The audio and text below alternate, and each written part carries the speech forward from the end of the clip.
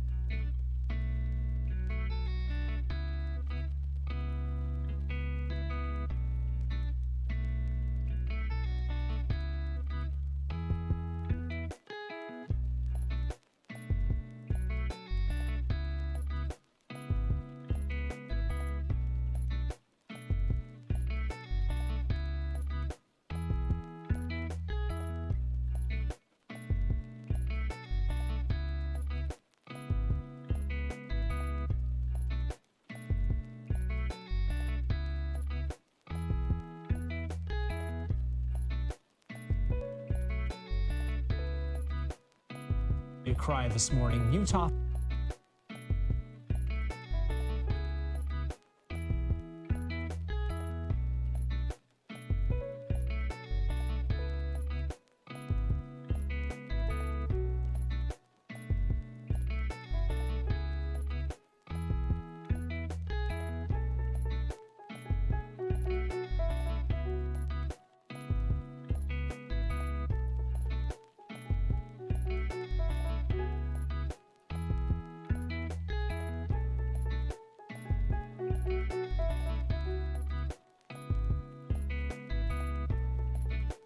I'm going to be fine with your jokes, but I'm not sure about dark branding. All right, so I've been informed that there is breaking news. Hello, everybody. Oh, there's a thing on my screen. That's on my face. How is everyone doing? Oh my God. Sorry. Let me get some water real quick. I'm like, let's lubricate the gears a little bit here. All right. Let's do the intro really quickly. Good morning, good afternoon, good evening, whenever you might be watching this. My name is Josh, and welcome to my channel. On here, we talk news, we talk politics, we talk current events. I've been informed that there is breaking news that I simply must cover, at least give some credence to. To that, I hand it over to ABC4 Utah for their coverage of this story. Cry this morning. Utah foster kitten that went viral on social media has died. The special needs kitten named Tater Tot, you see him there, was known for this messy hair and mismatched colored casts. Now, he became popular online for his resilience despite facing multiple health concerns. And you see this video, he even visited us on our Good Things Utah set just last week. His foster mom says he started showing signs of pneumonia and was being treated when he suddenly passed away. So in honor of Tater Tot, she's now asking people to donate to their local animal shelters. He will definitely be missed. Look at him. He is a cute kitten. That's sad. All right. Damn. So what a sign off. All right. Okay. All right. So, in memoriam. Can we get a? Where's a? I don't know. I don't even know. Fuck. I don't even know what to type in. Should we? What's like a? Here we go. This is for you, Tater Tot. Where's the... Matter of fact, give me that video back.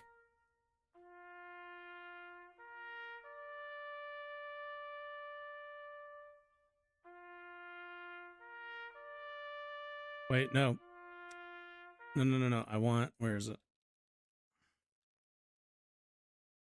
We gotta do this right. Where's...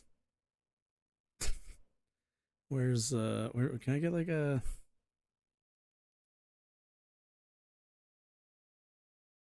Sure, it's gonna be muted anyway. It's gonna be muted anyway.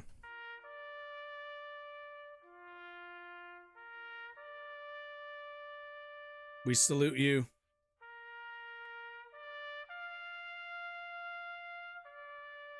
Fallen hero.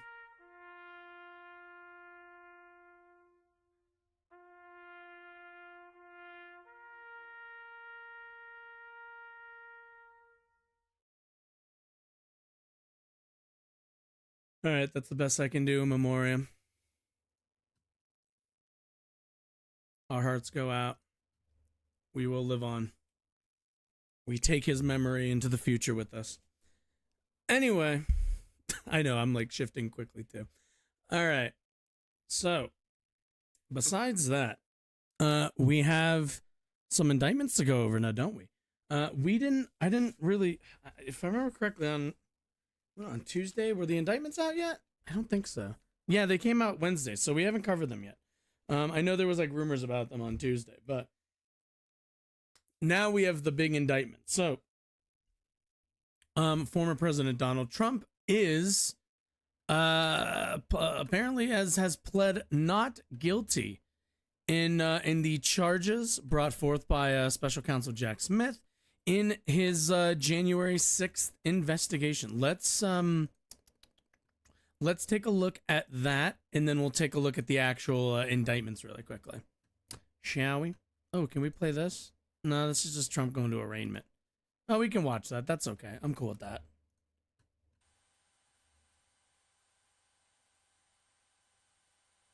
It's just helicopter footage. How's this even legal? Don't you think they'd not want people? Man, my dude looks fucking nervous. Like usually Trump's got some pep in his step, but he does not look thrilled about this. So, former president, let's do dark mode. Let's zoom in for my old eyes and, for your guys' convenience. I mean, former President Donald Trump pleaded not guilty Thursday to federal charges accusing him of orchestrating a criminal conspiracy to try and derail the transfer of power after the 2020 election. Trump faces 4 felony charges stemming from his months-long bid to seize a second term despite losing the election to President Joe Biden. The charges brought by special counsel Jack Smith and approved by a federal grand jury earlier this week accused Trump of a wide-ranging plot to spread disinformation about the election, pressure state officials to undo results in states that Biden won, undermine the Electoral College, and ultimately try to disrupt Congress's certification of the results on January 6, 2021. Move that slightly over.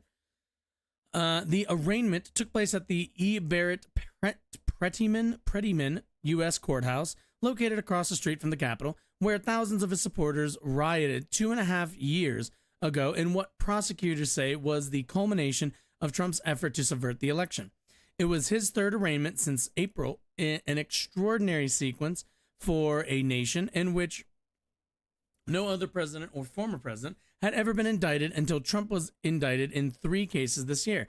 As he mounts a bid to return to the White House, those 3 prosecutions seek to hold him criminally culpable for a variety of actions he undertook both during and after his presidency.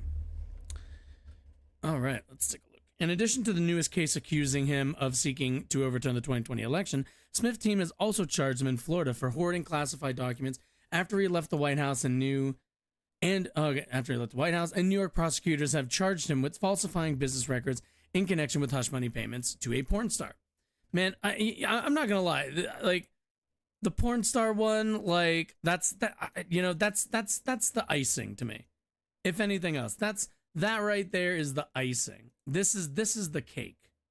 Shit, I also just realized. 1 second. Oh, can this go back all the way? No, it can't. Too much stuff here. Oh yeah, Marie. You use probably maybe like 2 or 3 minutes at this point. You could probably go grab the colors, and then I set a timer for the whites. It's the kitchen. Thank you. Almost forgot to mention that. Oh, right. Trump may soon face yet another criminal case in Fulton County, Georgia, where District Attorney Fani Willis expects to announce charges this month in her investigation into election interference in that state. Trump's motorcade arrived at the courthouse around 3:15 p.m. Thursday after he flew to Washington from his golf club in Bedminster, New Jersey. Trump, wearing a dark blue suit and red tie, was processed as a criminal defendant and then entered his not guilty plea in a wood-paneled courtroom before Magistrate Judge Maxilla Apandiaha. Whoa, that is a fucking name. Also, do I need to know what's... Yeah, I know what suit he was wearing, guys. Although the judge presided over the arraignment, U.S. District Judge Tanya Chutkan had been assigned to handle the case and will likely preside over most future court appearances. Trump criticized Chutkan in a social media post a few hours before he came to court on Thursday, calling her, quote, unfair. Chutkan, an Obama appointee, ruled against Trump in 2021 when she allowed the House January 6 Select Committee to access Trump's White House records. Much of the evidence in those records has now resurfaced in the new indictment. The 4 charges he faces are conspiracy to defraud the United States, conspiracy to deprive Americans of the right to a fair election process, conspiracy to obstruct Congress's proceedings on January 6, 2021, and carrying out an obstruction effort. So let's, okay. On the outset, let's kind of like, before we get into it too much, there's kind of two ways I think to look at this. One from I think like from an electoral perspective, and one from a procedural legal perspective. Let's do the first one first, obviously. In terms of electoralism, what will this mean for Trump? Well, I think in terms of electoralism, I think this is actually pretty good for Trump. I actually don't think this is going to be an incredibly harmful state of affairs for him. Quite frankly, many of his supporters already see him as a victim. He himself kind of always speaks in terms and frames himself as a victim of basically any and everything. So this really isn't something where I think it's going to cut against him in the electoral process. I think this bolsters his claim to unfair targeting by the DOJ and by Biden's DOJ. I think this will only validate that take or that claim. And I certainly think the same for his supporters. Trump supporters are only going to be emboldened, only going to be hardened. I think only going to feel more, more strife in their minds because of this. This will most likely motivate Republican voters pretty decently. I think more than anything, we have the first debate is at the end of the month, right? I'm not crazy about that. First, 1 second, let me double check that. First Republican, debate. Let's take a look. Vox, yeah, when? Can I get a date? August 23rd. Okay, that's good. Ooh, better question. It's on a Wednesday. Of course it would be. We'll cover it. We'll cover it on Thursday though. We'll find the good parts on Thursday. But yeah. So that's happening at the end of the month with all of this kind of lining up in the weeks leading into it. I think we're going to see a clear picture in terms of the messaging that the Trump himself and the Trump campaign is going to be running primarily on. He's obviously going to be running on his cult of personality, but he's going to be up there with a couple other candidates who don't have as much legal baggage, and we'll kind of see how he wields all of this legal kerfuffles that he's been in. Whether as armor or as weapons. We'll kind of see, I think. My prediction is, again, he's going to paint himself as the victim. Mike Pence is going to embarrass himself by not going all the way on criticism. He already kind of did that a little bit. But you got DeSantis out there kind of being a wet bag. It's just, I don't see this going well for anybody in the Republican primary because, again, this is just building that Trump aggrievement syndrome. So that's the electoral side of this. The other end of this, the more legal process side of it, this is not looking good. To say that Trump is in trouble, I think, is a big understatement. Quite frankly, to be in like one legal battle is already really stressful, and especially ones of this magnitude. To be indicted on, 4 charges right now on this case, right? Consider that you have the other, 37 or whatever number it was for the business dealings. Trump is currently racking up case after case after case after case. He is like falling into every single bottomless trap hole in terms of legal action against him. And the idea that somebody's gonna dodge every single one of these, because that's the thing, right? He needs to get out of all of these if he wants to save his own skin. And that first batch from New York, that's 37. He needs to shake off 37 counts of fraud, crimes, everything else. Now he's got these. That's another 4. In the previous article we just read, he's got more troubles in Georgia coming down the pike. So, this guy's got to be perfect dodging, perfect pairing every single one of these. Do I think that that's even feasibly possible? No, I genuinely don't. I don't think he's going to get out of every single case that's been brought against him. He'll certainly dodge a few, but all of them, I think that's highly unlikely. That being said, whoa, what the fuck just happened? Oh, I just hit that button by accident. That being said, let's go over some of the like big bullet points here, shall we?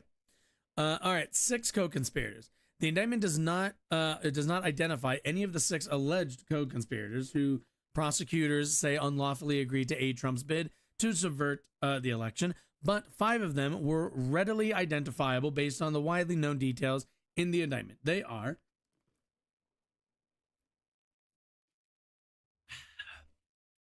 Rudy Giuliani, Trump's lawyer and the leader of an effort to pressure state legislators to reverse election results. John Eastman, a constitutional lawyer who helped develop the strategy to pressure Mike Pence to overturn the election on January 6th. We should really strip somebody like this of their constitutional lawyer credibility, but okay. Sidney Powell, a nut job, a conservative nut job lawyer who pushed fringe theories about manipulation of voting machines. Jeffrey Clark, a Justice Department lawyer who pressed DOJ leaders to sow doubt about the election results. And Ken Chesebro, an architect of key elements of Trump's fake elector strategy. Keep in mind, this is the same elector strategy that the Supreme Court still has been dodging, or at the very, what was it? Didn't they turned it down, but it wasn't a complete rebuke of the theory so far. There were just issues they had with how it was implemented or whatever, or argued. The identity of the 6 alleged co-conspirators, a political consultant, was not immediately verifiable, but the indictment says that person played a role in the effort to assemble false slates of pro-Trump presidential electors in states that Biden won. Even though the 6 were not charged, at least for now, designating them as co-conspirators could have benefits for prosecutors at trial, like making it easier to introduce their emails as evidence or take testimony from other witnesses that could otherwise be barred as hearsay. Moreover, the alleged co-conspirators may be unlikely to take the witness stand to defend Trump because their testimony could be used against them, and doing so could expose them to cross-examination and the possibility of being charged. Ooh, man, real Yu-Gi-Oh move right here. I like it. All right, several new facts jumped off of the 45 pages of Jack Smith's indictment that went beyond what had been obtained by the House January 6 Select Committee or revealed in prior court battles. Among them were prosecutors say Trump offered, and Clark accepted, the job of acting attorney general on January 3rd, 2021. The Select Committee found phone records listing Clark as acting attorney general before Trump rescinded the appointment under the threat of mass resignation from DOJ leaders. But the committee did not confirm that Trump had made the official appointment. Prosecutors say that Pat Philbin, Trump's deputy White House counsel, warned Clark that if he and Trump pressed ahead with plans to stay in power past Biden's scheduled inauguration, there would be, quote, riots in the streets across the country. According to the indictment, Clark responded, quote, "That's why we have an Insurrection Act." Pretty fucking sus, gotta say. Pretty fucking sus. The indictment reveals that Mike Pence kept contemporaneous notes, including of his conversations with Trump in the weeks leading up to January 6th. In one December 29, 2020 conversation, Trump falsely told Pence that the Justice Department identified major infractions in election integrity, prosecutors say. So what? He was like lying to Pence towards the end of the year to kind of get him to be like, hey, look, Pensy baby, there's not enough, there's some problems. There's some infractions going on with the machines. But let's kind of zero in on this a little bit. Riots in the street. That's why we have an Insurrection Act. So keep in mind, this is Trump and his team saying that when they illegally seize power, when they essentially do a soft coup of our government, they would then use the legal apparatus of the Insurrection Act to stamp down, and let's be clear here, protest from basically everyone who's not a conservative American. Let's be honest about this. This is what that would look like. Millions of people in the street. Obviously, they can't deploy, the military or I think enough forces to stamp out, mass country spanning protests, but certainly they can make an example of one city, much like in the way that they did during the Black Lives Matter protests in DC, when Trump had his people basically clear a walkway so he could go take a picture in the middle of the chaos with a Bible in front of some church or something. At the end of the day, these guys are pretty okay with this kind of subversion of our laws and of our laws.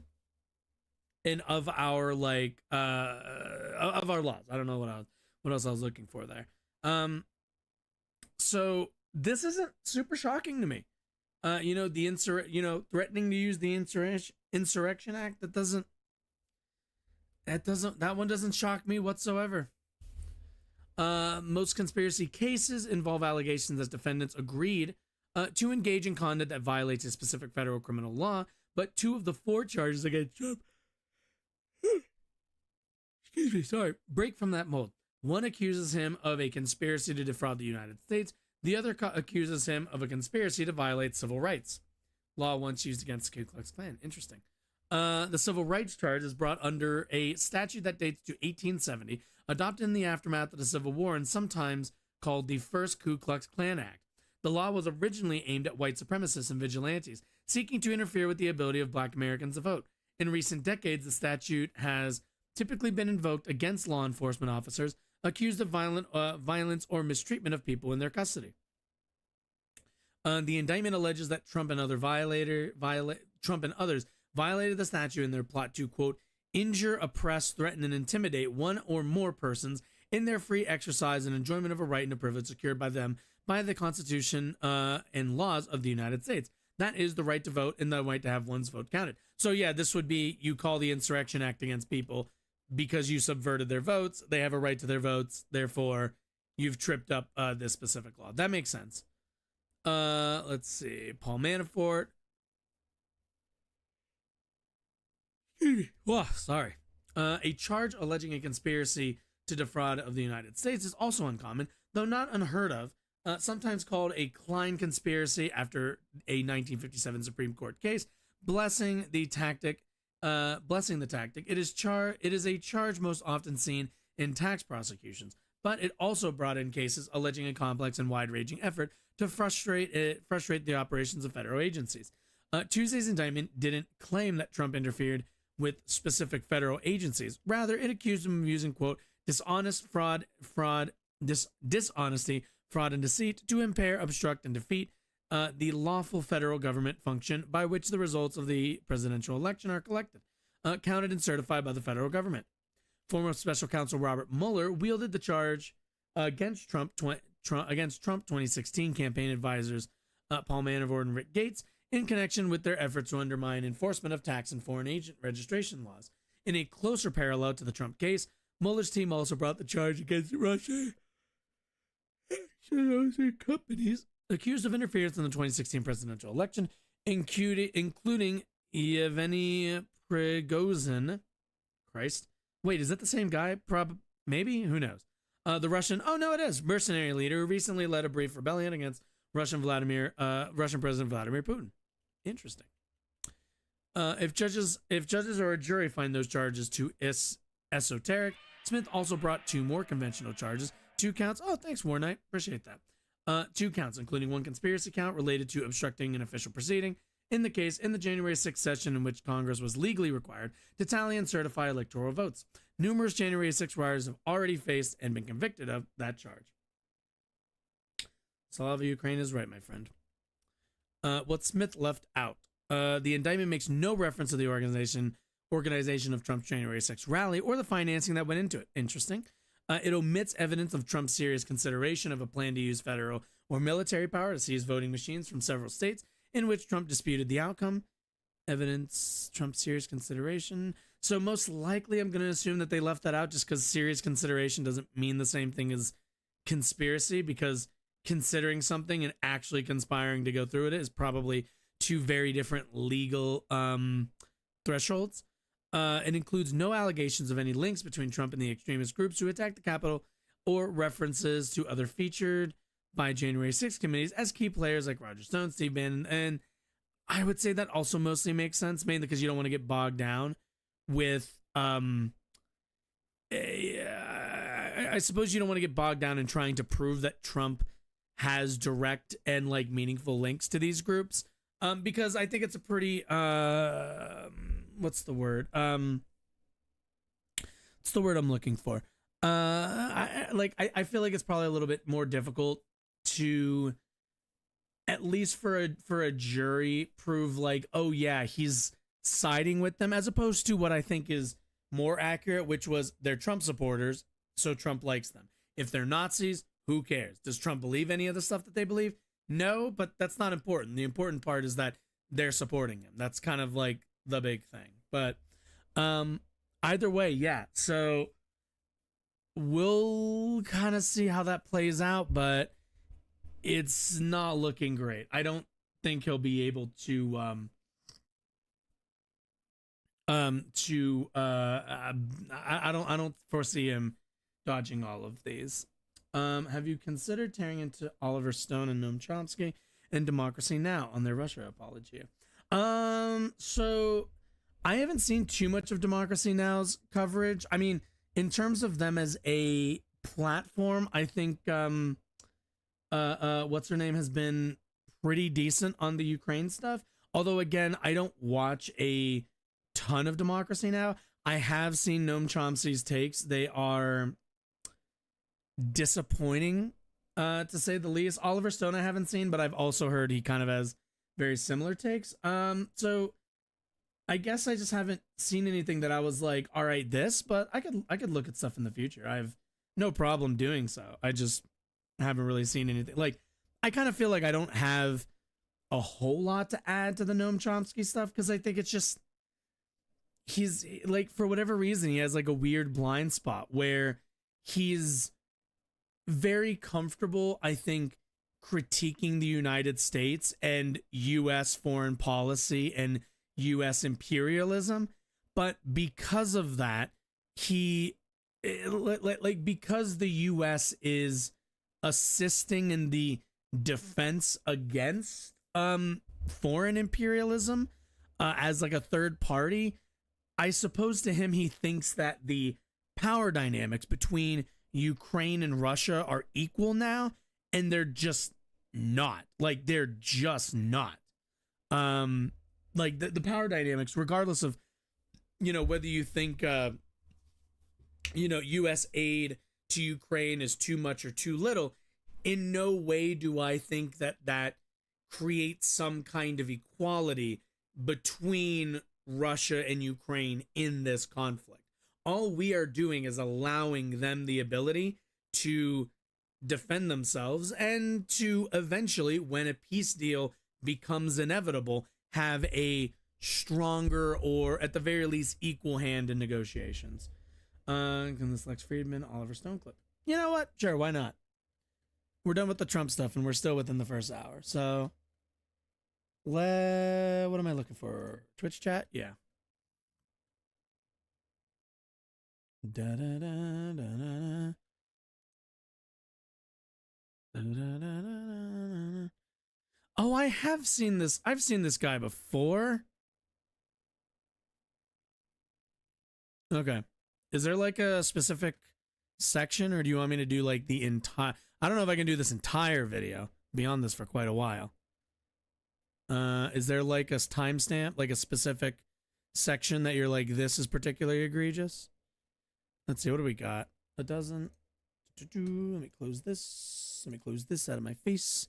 Let's take a look. What do we got? Dozen wrongs, curtain, the old Europe, Russian invasion of Ukraine. I'd actually kind of be interested.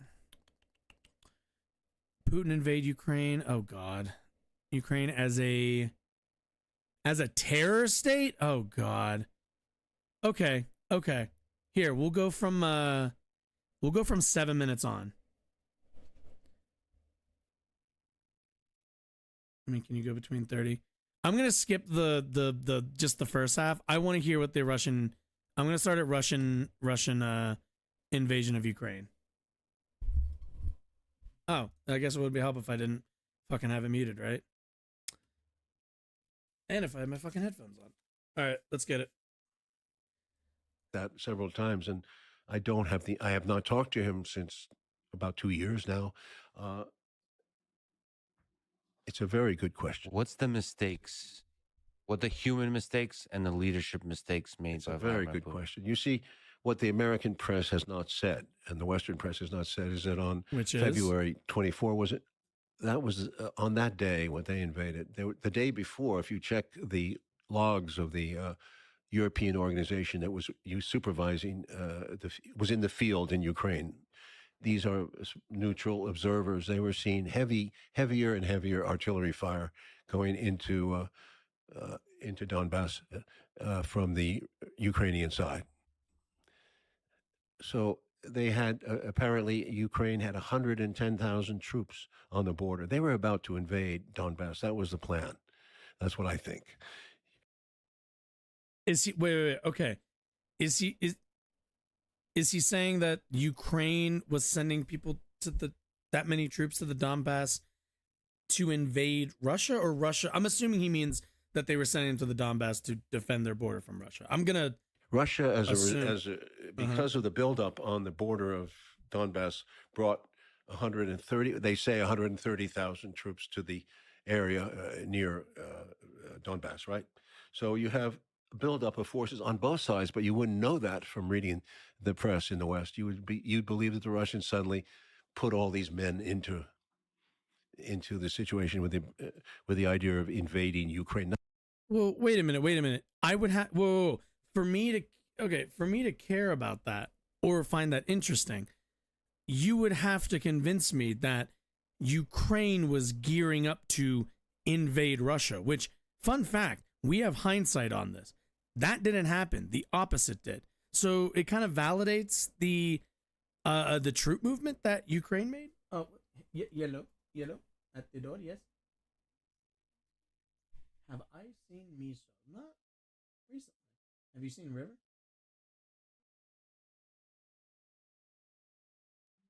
Seen Miso. I think last time I saw him, he ran under the bed. Maybe he's under the bed, but I don't know. Have you tried the laser? Yeah, I think it should be in the thingy on the table. We'll know if he. Sorry. We'll know if he pops out of somewhere. He loves his laser. He knows the sound of the laser. But yeah, like, so what you're telling me is, as Russia began to move troops to the border of Ukraine, Ukraine began to move troops in that direction too, and that's somehow news. That's, I guess I just don't understand how that's, like obviously they would do that. I don't see what's conspiratorial about that, or what's even newsworthy about it. I mean, I guess you could say that they both happened, but that doesn't really change anything, does it? Not only Donbass, but invading all of Ukraine and getting rid of decapitating the government there, which is all assumption. We don't know what they would intended to do. But you, at the time, as did a lot of people, thought that all the talk of the invasion, Russian invasion of Ukraine, is just propaganda. It's not going to happen. It's very unlikely to happen. I think many of us thought that the United States is building this up into an invasion. In other words, that is the nature of false flag operations. When you create this propaganda, they are going to invade. Wait a minute. Now we're on. Whoa, go back. 1 second. All the talk of the invasion, Russian invasion of Ukraine, is just propaganda. It's not going to happen. It's very unlikely to happen. I think many of us thought that the United States is building this up into an invasion. In other words, that is the nature of false flag operations. When you create this propaganda, they are going to invade. They are going to invade, and then when they invaded, the United States was completely ready, and all their allies were completely ready for the invasion. So wait, so because we made an accurate analysis of the possibility that Russia was going to invade Ukraine because they had already taken what's that fucking island? The island name I can never fucking remember. But yeah, like, because we made an accurate analysis, that's a false flag? Like, no, that's not a false flag. Being right isn't, I don't know what this is, like, this feels like one of those America bad. So when we're right, then it's still, you still have to find a way to calculate that as being a negative or being, it's just yeah, we said it seems like they're going to invade. Nobody moves this many troops, this many like resources to a border in this way without the intention of invading the next country over. It was fairly obvious, and a lot of people said this. There were a lot of people who were like, I think, didn't Hassan pretty what's it called, like, openly make the prediction that it wasn't going to happen, and then it did. And that doesn't mean that it wasn't a false flag, or it was a false flag, or Hassan had information. He's working with the information he had. Same with everybody else. If there's a whole bunch of troop movements to a border, that kind of tells you that costs a lot of money, takes a lot of time, a lot of resources. Probably not doing that just to turn the fuck back around. I mean, that's not a false flag. That's just a reasonable analysis. Invasion, correct? So why did Putin do that? He fell theoretically into this trap set by the United States. That here you're telling all your allies across the board they're going to invade, but why do you think he did Oliver Stone has been pretty based for a long time. It's just madness? It's really just this. I genuinely think it's just the, when you've been challenging one institution, this one in the case being the United States' military industrial complex, quite frankly our entire hegemony across the world. When you've spent your life challenging that, I think that I just think a bias builds in your mind, and an automatic bias of, you're always seeing the frame as, well, what is like, how is it that the U.S. is doing the bad thing? How are we acting in a nefarious nature? Because you've always had the ears up for that, right? But plain and simple, the thing that kind of bugs me about the Ukraine stuff is, it's just, we talk about NATO, we talk about like U.S. involvement, everything else, and we're not in this. Like, it's such a weird like centering of Western hegemony. It's really funny because somebody like Oliver Stone probably doesn't appreciate the Western hegemony that the U.S. presides over, but nonetheless continues to frame this conflict with us at the center of it. If you truly wanted to challenge that hegemony, you should want to recognize and validate that it's not about us. The war in Ukraine between it and Russia isn't about us. We're tangentially involved. We certainly are, but it ain't about us. It's about Ukraine. It's about the people of Ukraine. It's about their freedom, their sovereignty. It's not about any of the rest of this shit. Everything else is all footnotes, and all of it is contextual, and all of it is good to get a three-dimensional understanding of the entire like world perspectives. But at the end of the day, it's about Ukraine. You boil everything else away, and you still come down to one country is illegally invading another. And there just isn't an excuse, no matter how many NATO demons you want to throw up there. It ain't an excuse. Or is it No, it's not madness. strategic calculation? Perhaps. This one I cannot answer you faithfully because, first of all, we don't know what he was told. If he was indeed getting the right intelligence estimates from what... No, it's not. No, it's not. Because Ukraine is going to fight Russia with or without us. That's what I'm talking about. Not the funding, not everything else. I'm talking about the conflict between the two sides. The raw conflict, no matter what, was always going to play out.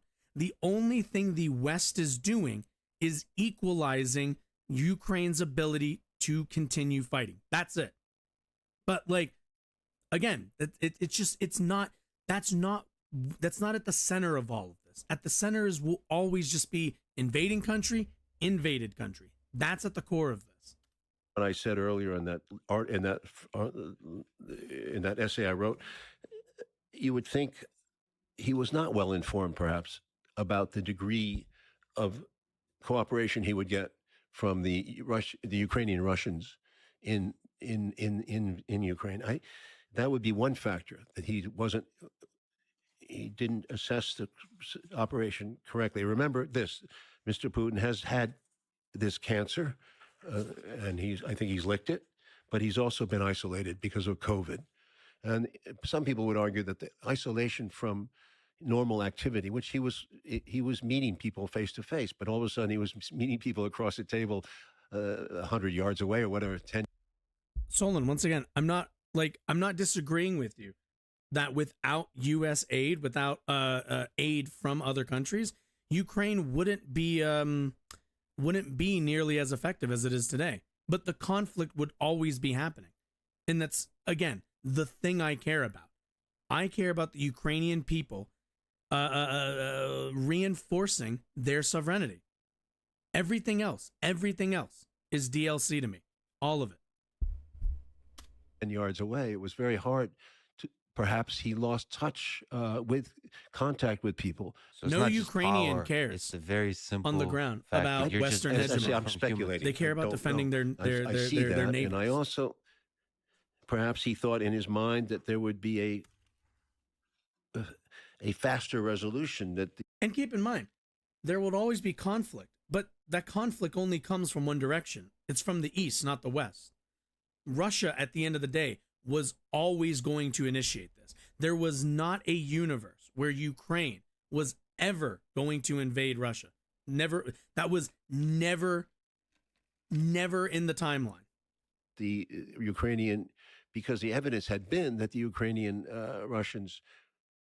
the Ukrainian army had folded so many times and that they were only backed up and they were stiffened by the resistance of the Nazi-oriented Azov battalions. That was a factor, of course. And that is a big factor for the Russians because these people are very tough. They rush. See, what people don't understand is that Ukraine, since 2014, has been a terror state. They've been run. Anytime a Ukrainian has expressed any understanding of the Russian-Ukrainian position, they've been threatened. What is the understanding of the Russian-Ukrainian opinion? Position. I kind of need to know that because I don't know what that is, but what is the Russian-Ukrainian position? That Ukraine is and should be still a satellite state of Russia? I don't think that's true. I'd be shocked to find out if that was a majority held position in Ukraine, but okay. By the state. From 2014 to 2022, there's been a set of hideous murders that people don't even know about in the West. Journalists, people who speak out, liberals, people who I interviewed Viktor Medvedev, who they make out to be some kind of horrible person. But Medvedev I have no idea who this is, by the way. Was a very important figure in the administration of Kushma, the first Ukrainian prime minister in the 1990s. And he did a great job on the economy. he was a very thoughtful man. If you'll see my interview, it's called Ukraine Revealed. He's very thoughtful about the future of Ukraine. He doesn't want to go back and join Russia. He wants it to be an independent country. Ukraine is independent, and he wants it to be a functioning economic democracy, more or less a democracy, if you can get that, but that exists in a new. What do you mean there will be no sovereignty? They're going to have debts like every other country has debts. That's nothing new. Have it like debt held between countries is how a lot of our countries are tied together through the world economic system. I don't really think that doesn't. Certainly, there are a lot of elements to how like what is it? What's the organization? What's the fucking organization that doles out a bunch of money to small countries to privatize a lot of their land? I'm sure you know it. I know you know it, Solon. I know you do. World Bank? Is it the World Bank? That feels like such a obvious name. Like they couldn't come up with something cooler. Let's just say it's the World Bank. I'm gonna make the assumption that you're right, and it was just too obvious for me to think of that. I thought it was like, I don't know, something cool sounding. Point is, like obviously the World Bank, what they do in terms of the privatization and of resources in other countries with their monetary policy to kind of help build them up, I'm not a big fan of. I'm not a huge fan of. But that's like asking me to weigh that against annexation and the authoritarian rule of another country. Those two things, those aren't comparable. I don't think it. I think that's disingenuous, or at the very least, an unfair comparison to say, oh, but you know, there's gonna have a lot of debt in the World Bank. I'm like, yeah, is that bad? Sure, but that's not getting bombed and your citizens killed. Like that's not annexation. That it's just not. You take annexation over a battleground for a proxy war? Well, understand, annexation does not mean that there is no battleground. I think what you fail to realize, or what you're failing to take into account is Russia can annex Ukraine all they want. That does not mean that there's going to be some end of the fighting. There are going to be resistance fighters in that country for time in memoriam, for like the rest of fucking time. So like we're not even talking about an end to conflict. It's just going to be a different kind of conflict. To which even then, you know, every single time some resistance group blows up a tank, every time they take any action, you know what Russia's gonna say? This is NATO. This is the U.S. getting involved in sleeper agents and and everything else. And it's just going to turn into I don't know, something like Berlin in the fucking Cold War. It's just going to turn into this small battleground where there's claims of like constant I don't know, like fucking illegal operations, I guess. Like, but again, but it doesn't matter. It doesn't matter if it is or if it isn't. Every instance of rebellion, Russia will always say is NATO. That's what I'm getting at. Whether it is or whether it isn't, whether we gave them arms, whether we didn't give them arms, it doesn't matter.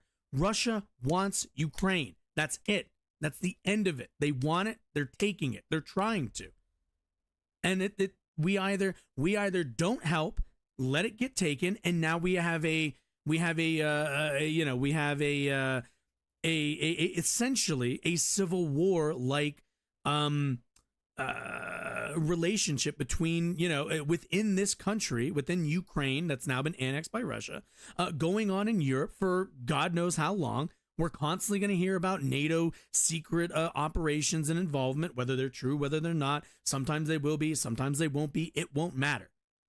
Like, there's just there is no, oh, it wasn't NATO from Russia, because that's the only thing they have, is always bitching about NATO. And again, I don't care.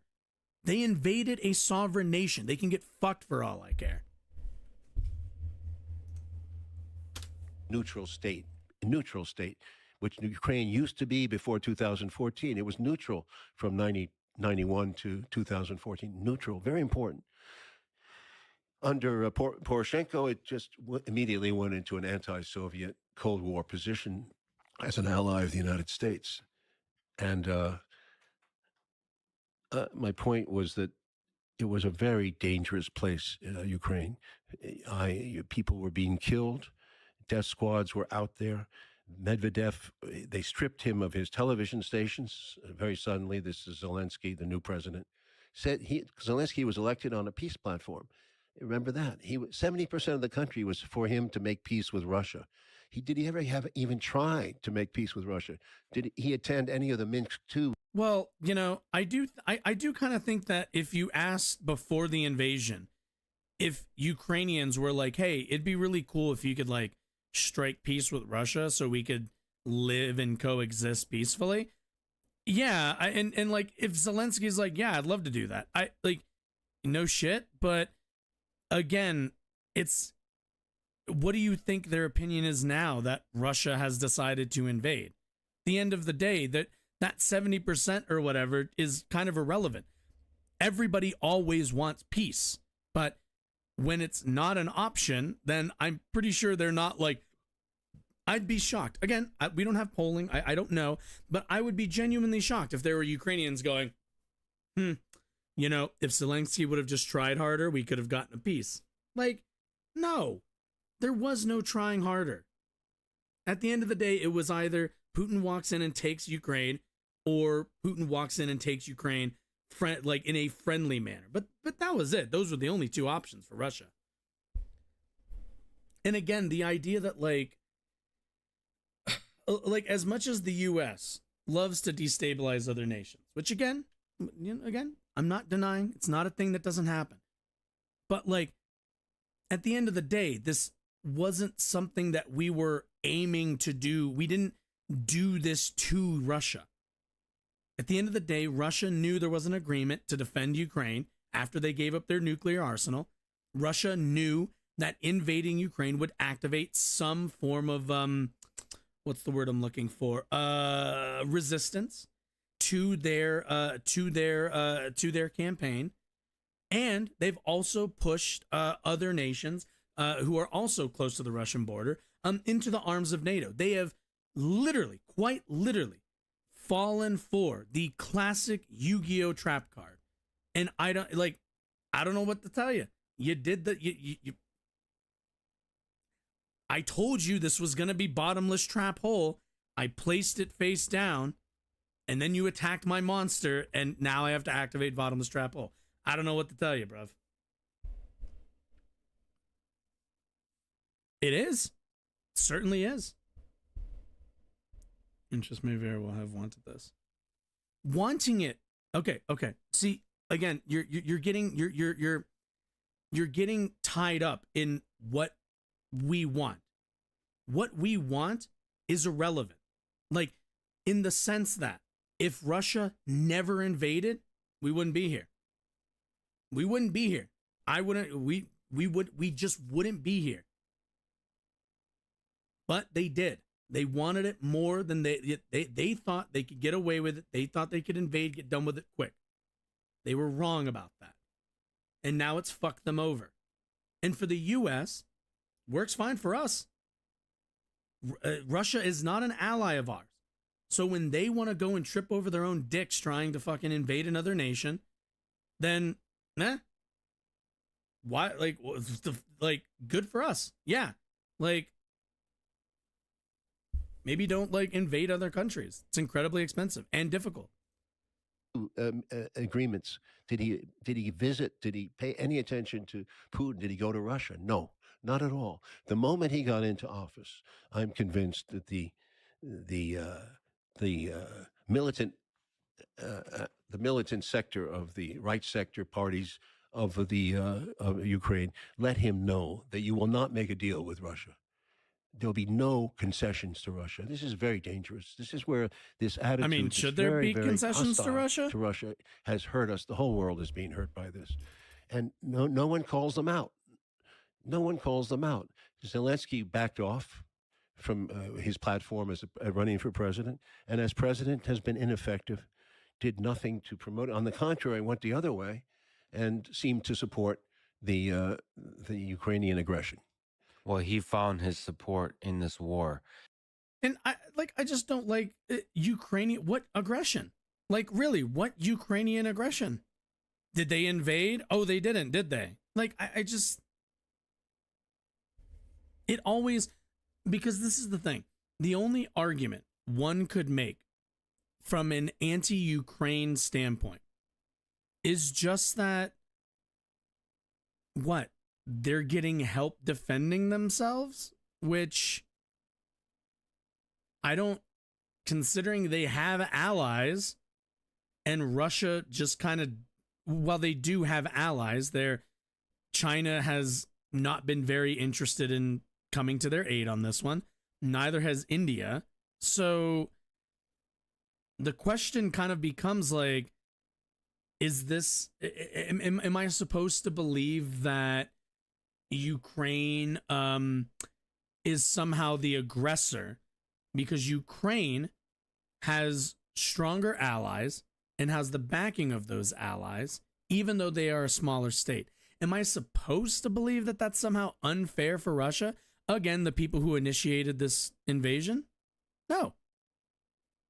Like, if you're, if you're at a bar with a bunch of your friends and your smallest, weakest, or at the very least, let's not even one of your friends, kind of maybe, they're not one of the big body boys, gets into a fight with some lone asshole who, gets offended from, you all being loud or something. And, that guy picks a fight with your friend. That's on him when the rest of you show up and go, hey, there's like 5, 6 of us. It's like one of you. Like, this ain't going to work out for you. Just move along.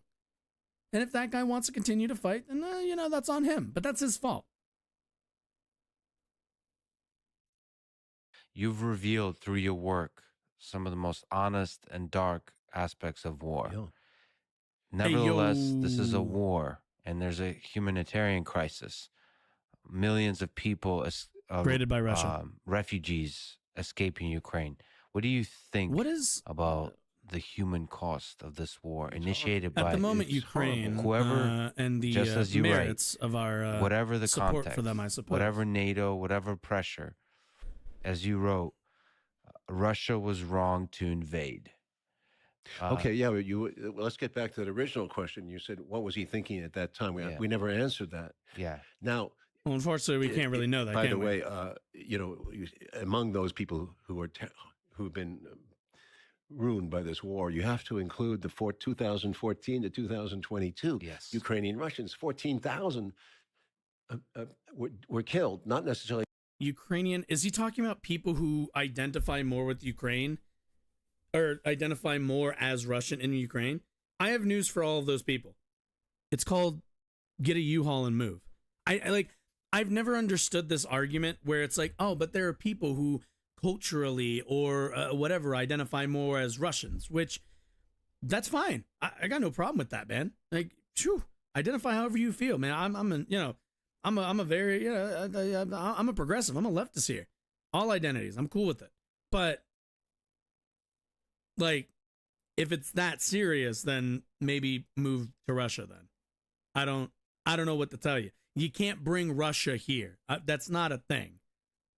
By some of them by maybe accident and this and that, but certainly a large number of that is responsible to the Ukrainian military and the Nazi-related battalions who have done a good job of death squadding that whole area. And remember, I did a film about Salvador. I know a little bit about death squads and how they work, and I know about paramilitaries because in South America, they're all over the place. America hates Venezuela. Okay. We're kind of getting into the death squad stuff, which I'm going to, and also I guess they had to do, did Putin visit Ukraine? What was Putin? Didn't they already do what was Putin thinking? Why did Putin invade Ukraine? What Putin was thinking? Okay. Which we can't know that because at the end of the day, we're not mind readers here. saying, hey, there's a whole bunch of Hungarians in southern Slovakia. That's it. Yeah, it's like, come on, like that's not how this works.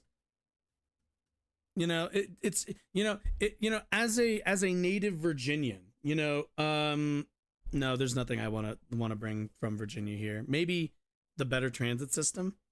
Denver's transit system could need help, but like, yeah, that's not how that works.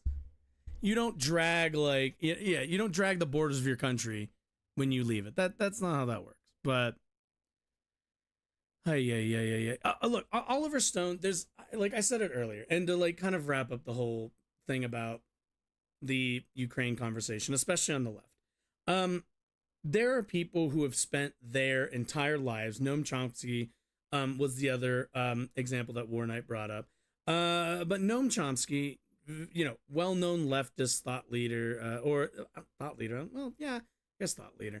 But Noam Chomsky has spent his life, same with Oliver Stone, in opposition to Western hegemony, in opposition to U.S. military,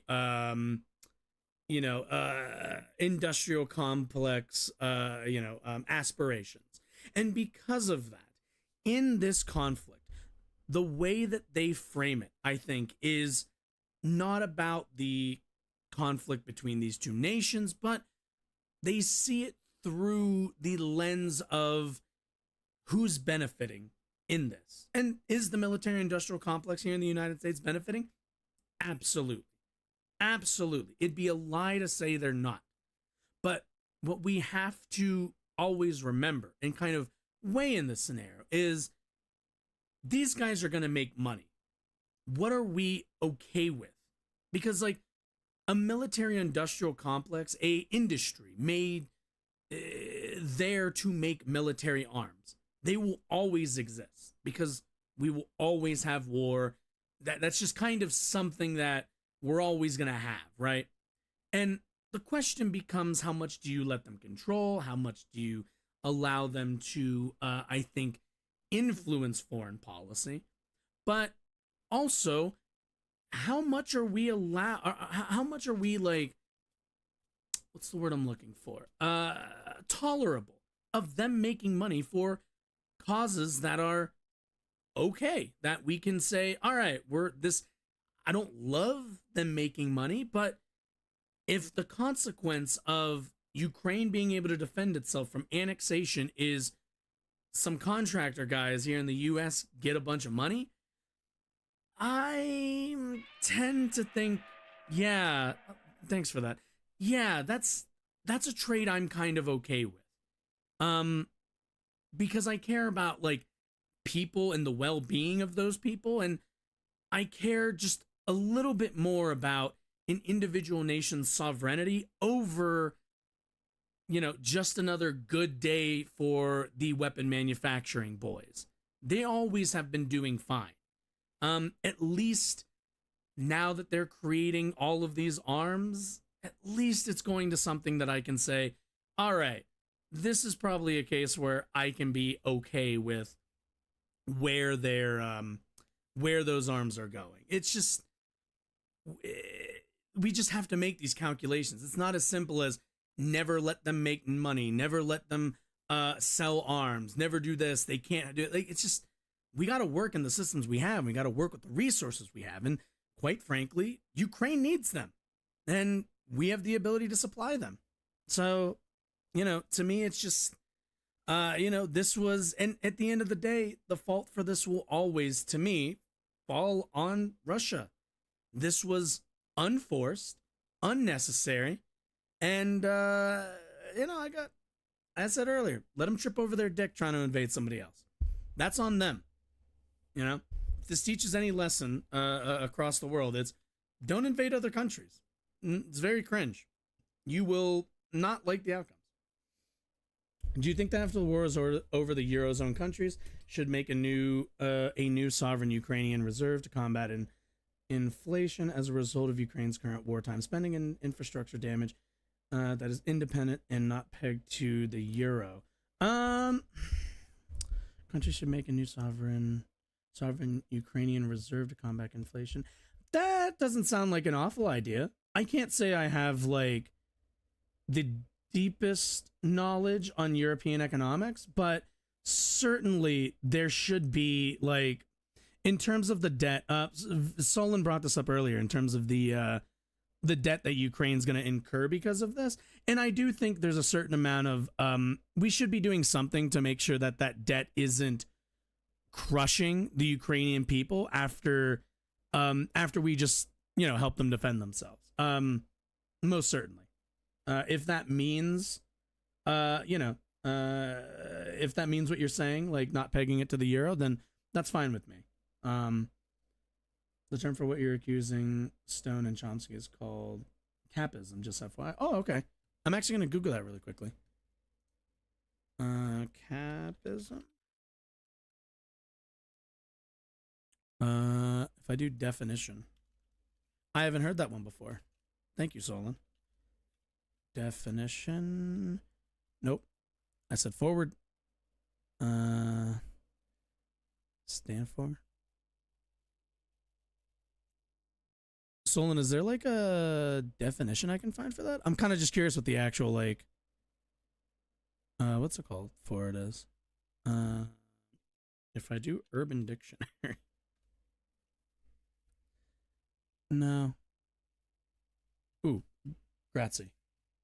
Let's see. Synonym for third campus. Oh, campism. Sorry, campus. Oh, okay. I just read that wrong. Oh no, I think you actually missed a T. Ha. A leftist who supports any country or organization simply for being opposed to. Oh yes, thank you. Okay. Including authoritarian governments who would otherwise. Yeah. Okay. Yep. See, also tanky. Yeah. No, I don't think I wouldn't call them tankies. I don't think I have enough awareness to really be that mean about it. But yeah, that sounds about right. Yeah. It's an older 7-minute video from economist Paul Krugman criticizing the Eurozone. It's a useful term. Yeah, clearly, especially when we're talking about this. Yeah, it's just, you know, people gotta. I just don't. Sometimes I feel like I should like look more into a lot of the NATO stuff and the relations between those, but I just, it's just filling the room with air. Sometimes I feel like. Economist. Let's take a look. What is this? What is this? Oh, Krugman. It's essentially impossible that the debt will be paid in full. I guess there's some. How long was this? Extreme universe. 12 years ago. Vast quantities of oil. It talks about the Eurozone crisis at Cambridge Judge Business School. How this can happen. It's barely possible economically, and it's not possible politically. So there is going to be a large reduction in the value of Greek debt. There's going to be a default. It's going to involve a large haircut for bondholders. Wasn't this in the wake of the 08 crisis? Because this was, if this was 12 years ago, oh God, yeah, this is 2011. Yeah, because didn't their economy just fucking take a shit around this time?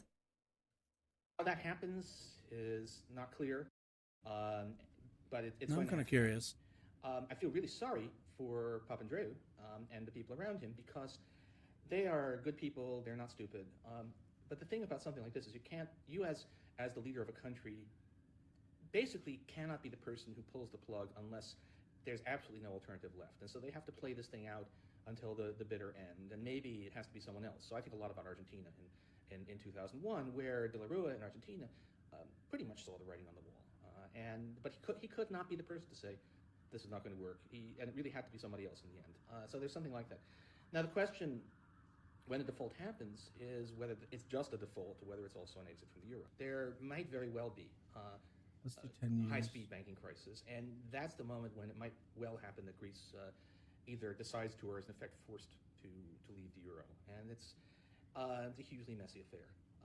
If it happens, then all right, it's a... Not that, and I'm not an economist, let's be very, very clear. No, I hate when it does the group thing.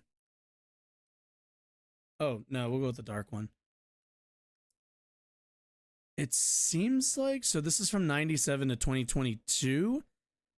you can really see that, like, what is this, 2007? Yeah, that crash. Oh, God, yeah, minus 20, minus here in 2010.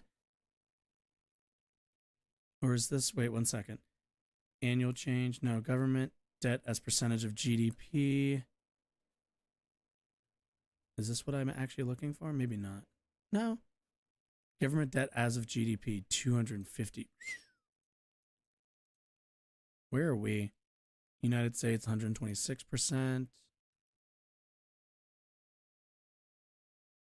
Yeah, and it's been rising precipitously for the last... Basically, it looks like... I don't know why there's a dip in 2010, although maybe I'm not looking at the right kind of data. I just really typed in Greece and debt. But, shit. Greece debt to GDP ratio. Interesting. There might then be a recovery in Greece once this is all behind, but it's going to be ugly. And there will be contagion effects. I guess I'm still betting that most of the Eurozone survives. That probably only Greece, if anyone, drops off. That there are defaults in Greece and Ireland and Portugal, but not in Spain. But I'm not sure of that. And there is a story where the dominoes just keep on falling. IMF. Quite good argument that the euro itself was a mistake. That we had a lot of discussion 20 years ago about this.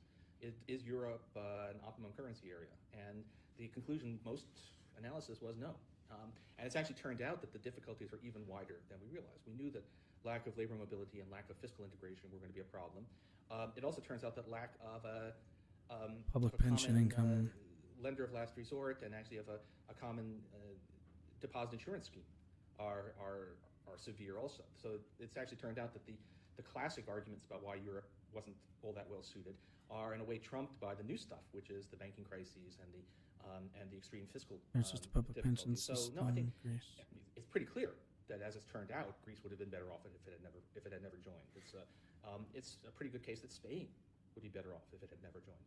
So European leaders are still, for the most part, trying to deal with this as if it was a transitory liquidity problem. It's not.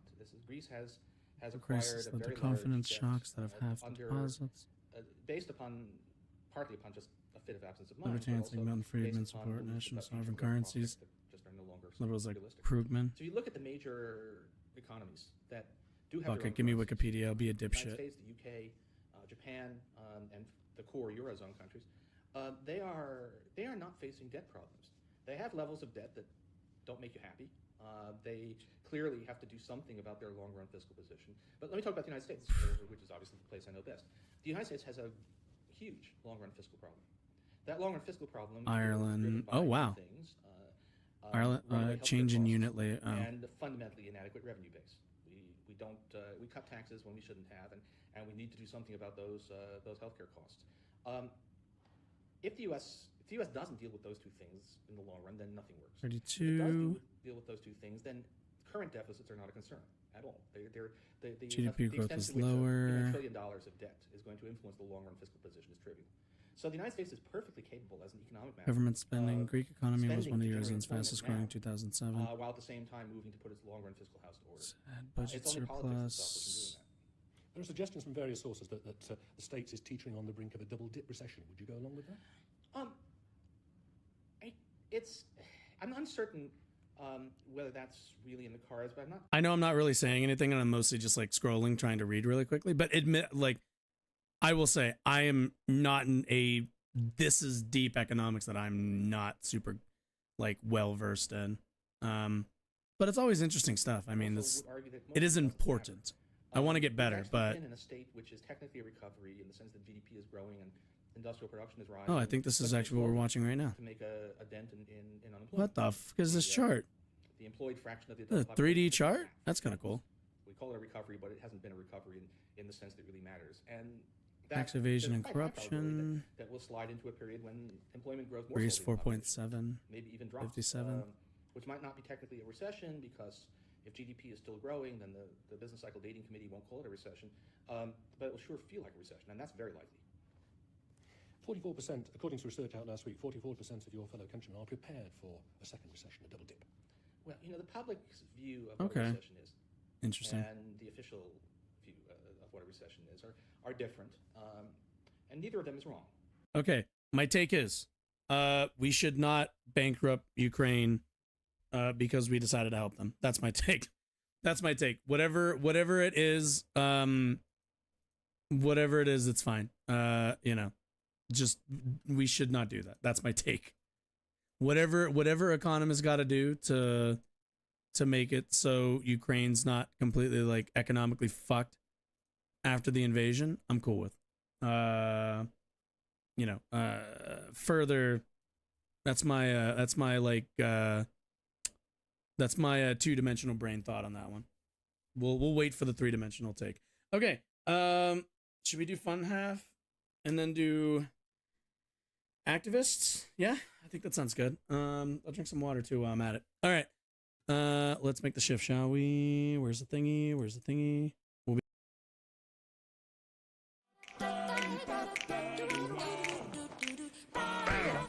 Could not shop at Target, or else you're gay. Spit in my mouth, look in my eyes.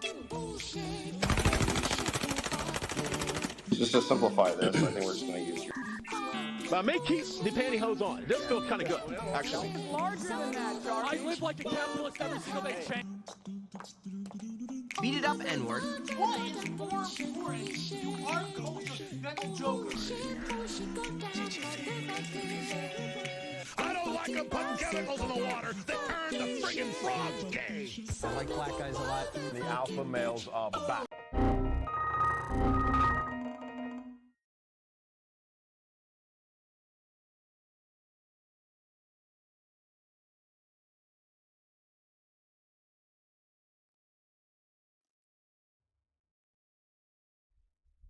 We're back again. Let me no, not that. That's not what I wanted. I wanted this. Let's switch over to, God damn it, I hate chords. I just want less chords on everything these days. All right. Okay.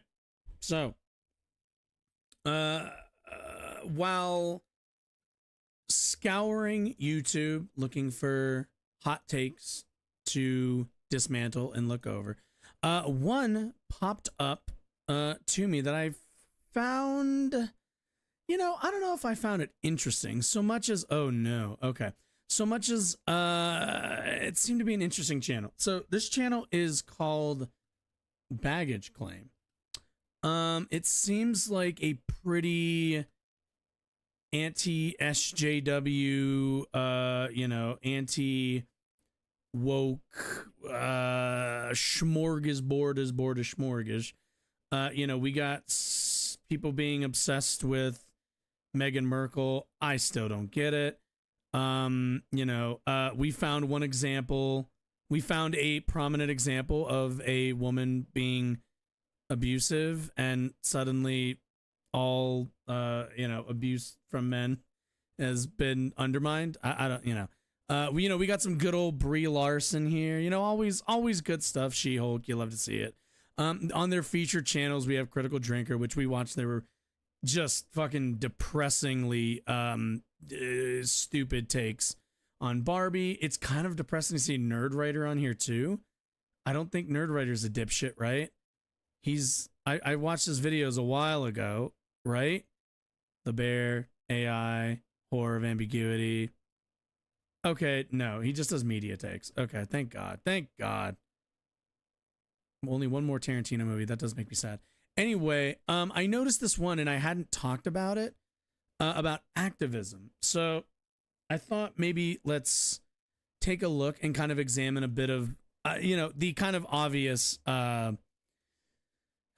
oppositional take, that stance that people take to activists and very public activism, because sometimes people are annoying, and I think being understanding that like people are annoying when they care about stuff, yeah, okay, sure, whatever, but like writing off whatever it is somebody is trying to communicate to you, I don't think is rather prudent, and I don't really think it's, I think it shows a little bit of a lack of interest or creativity. But anyway, let's Matt Walsh video. Oh, you know what I like?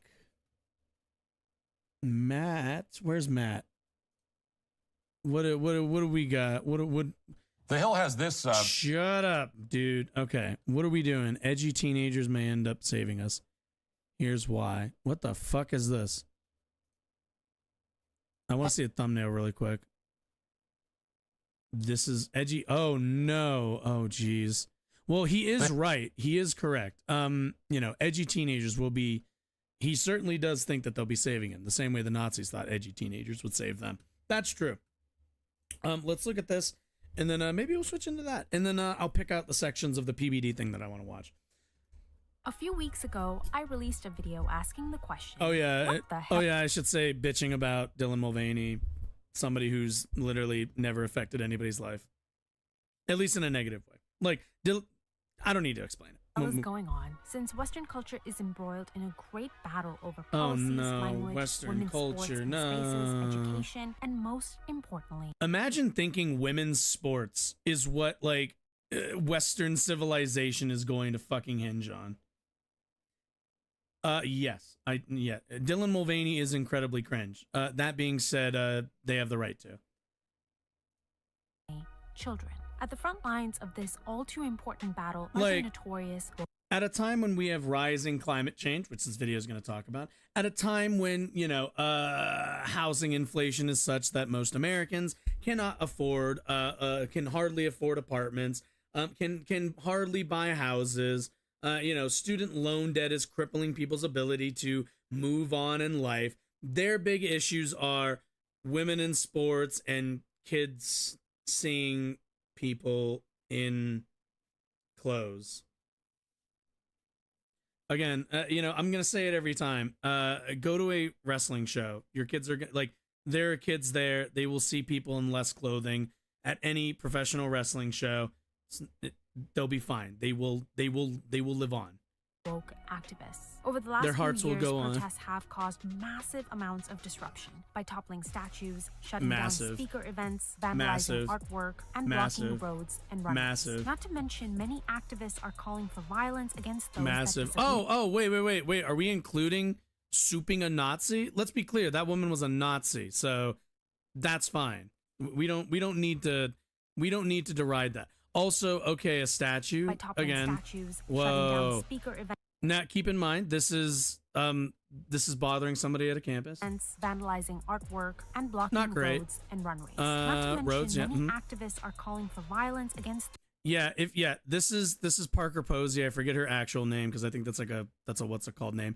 She's a Nazi. So when I say that the soup deserves to be on her, I really mean it. This one right here. I can actually, where is it? Yeah, 1 second. Let me,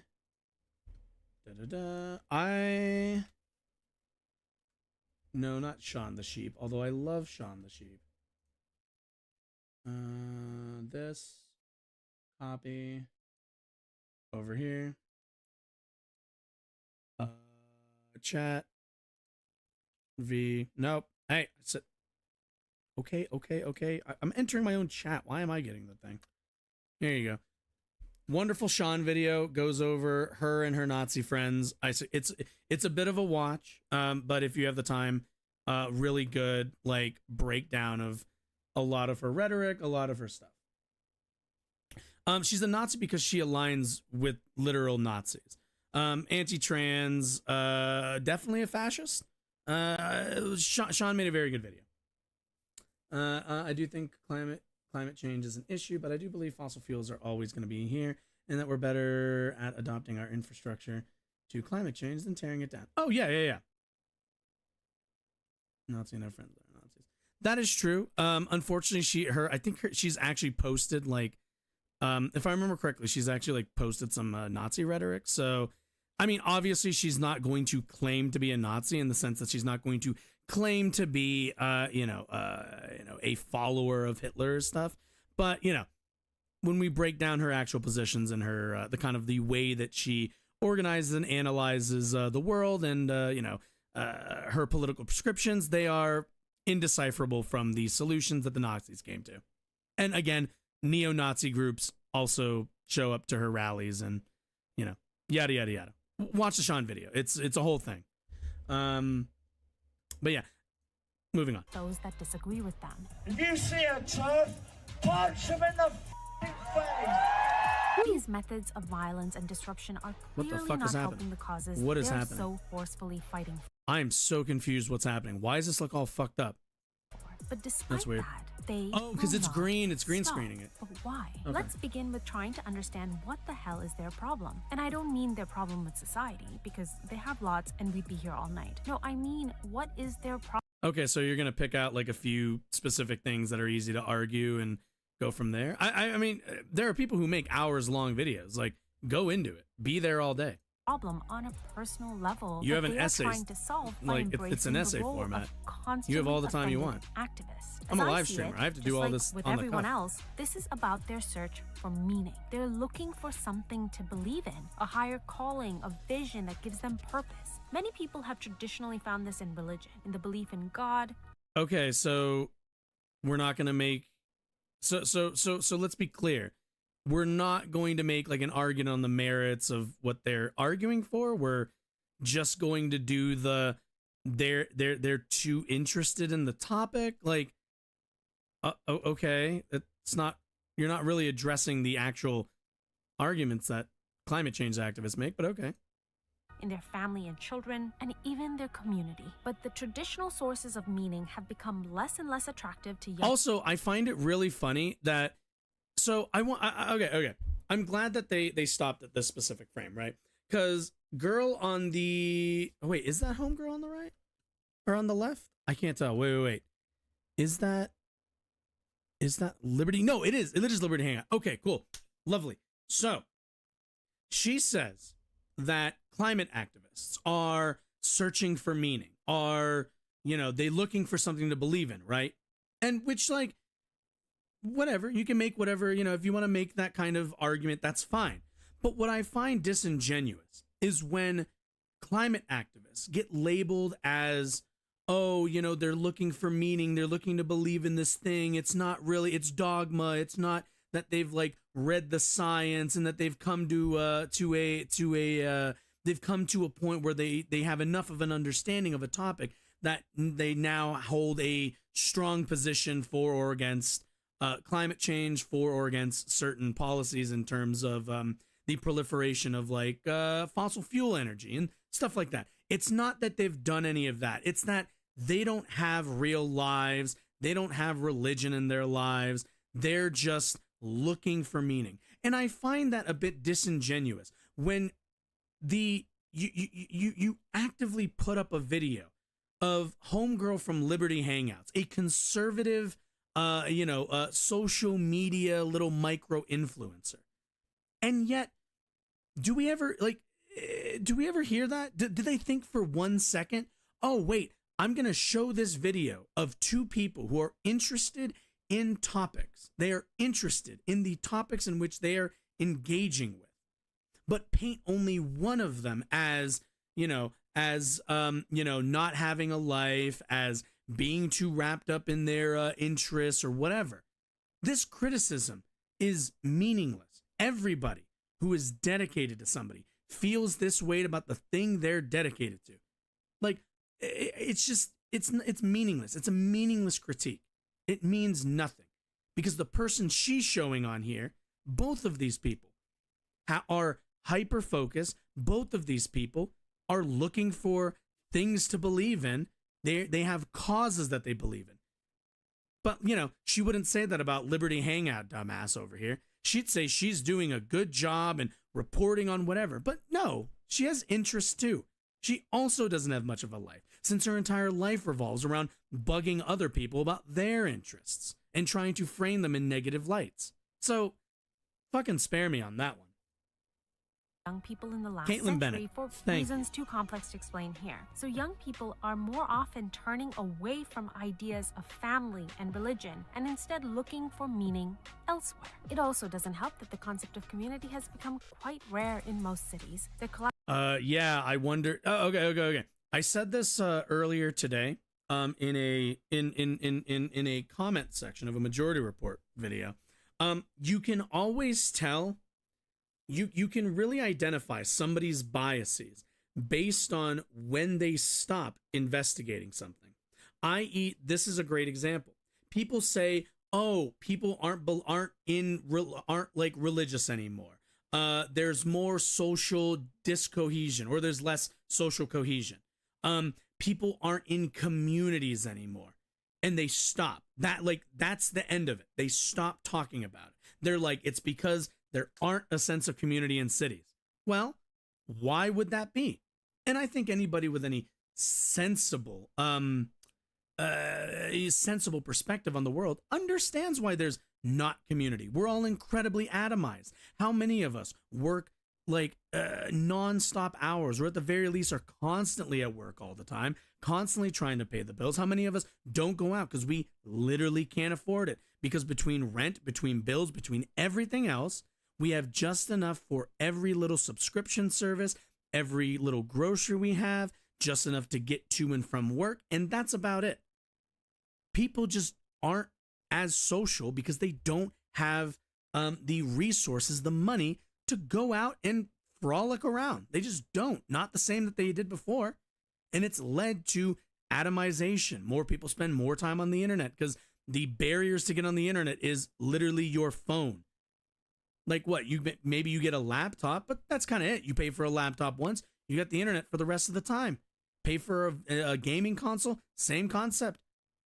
You can spend all of this time, all of these interests online, and it creates online communities, but not like local communities.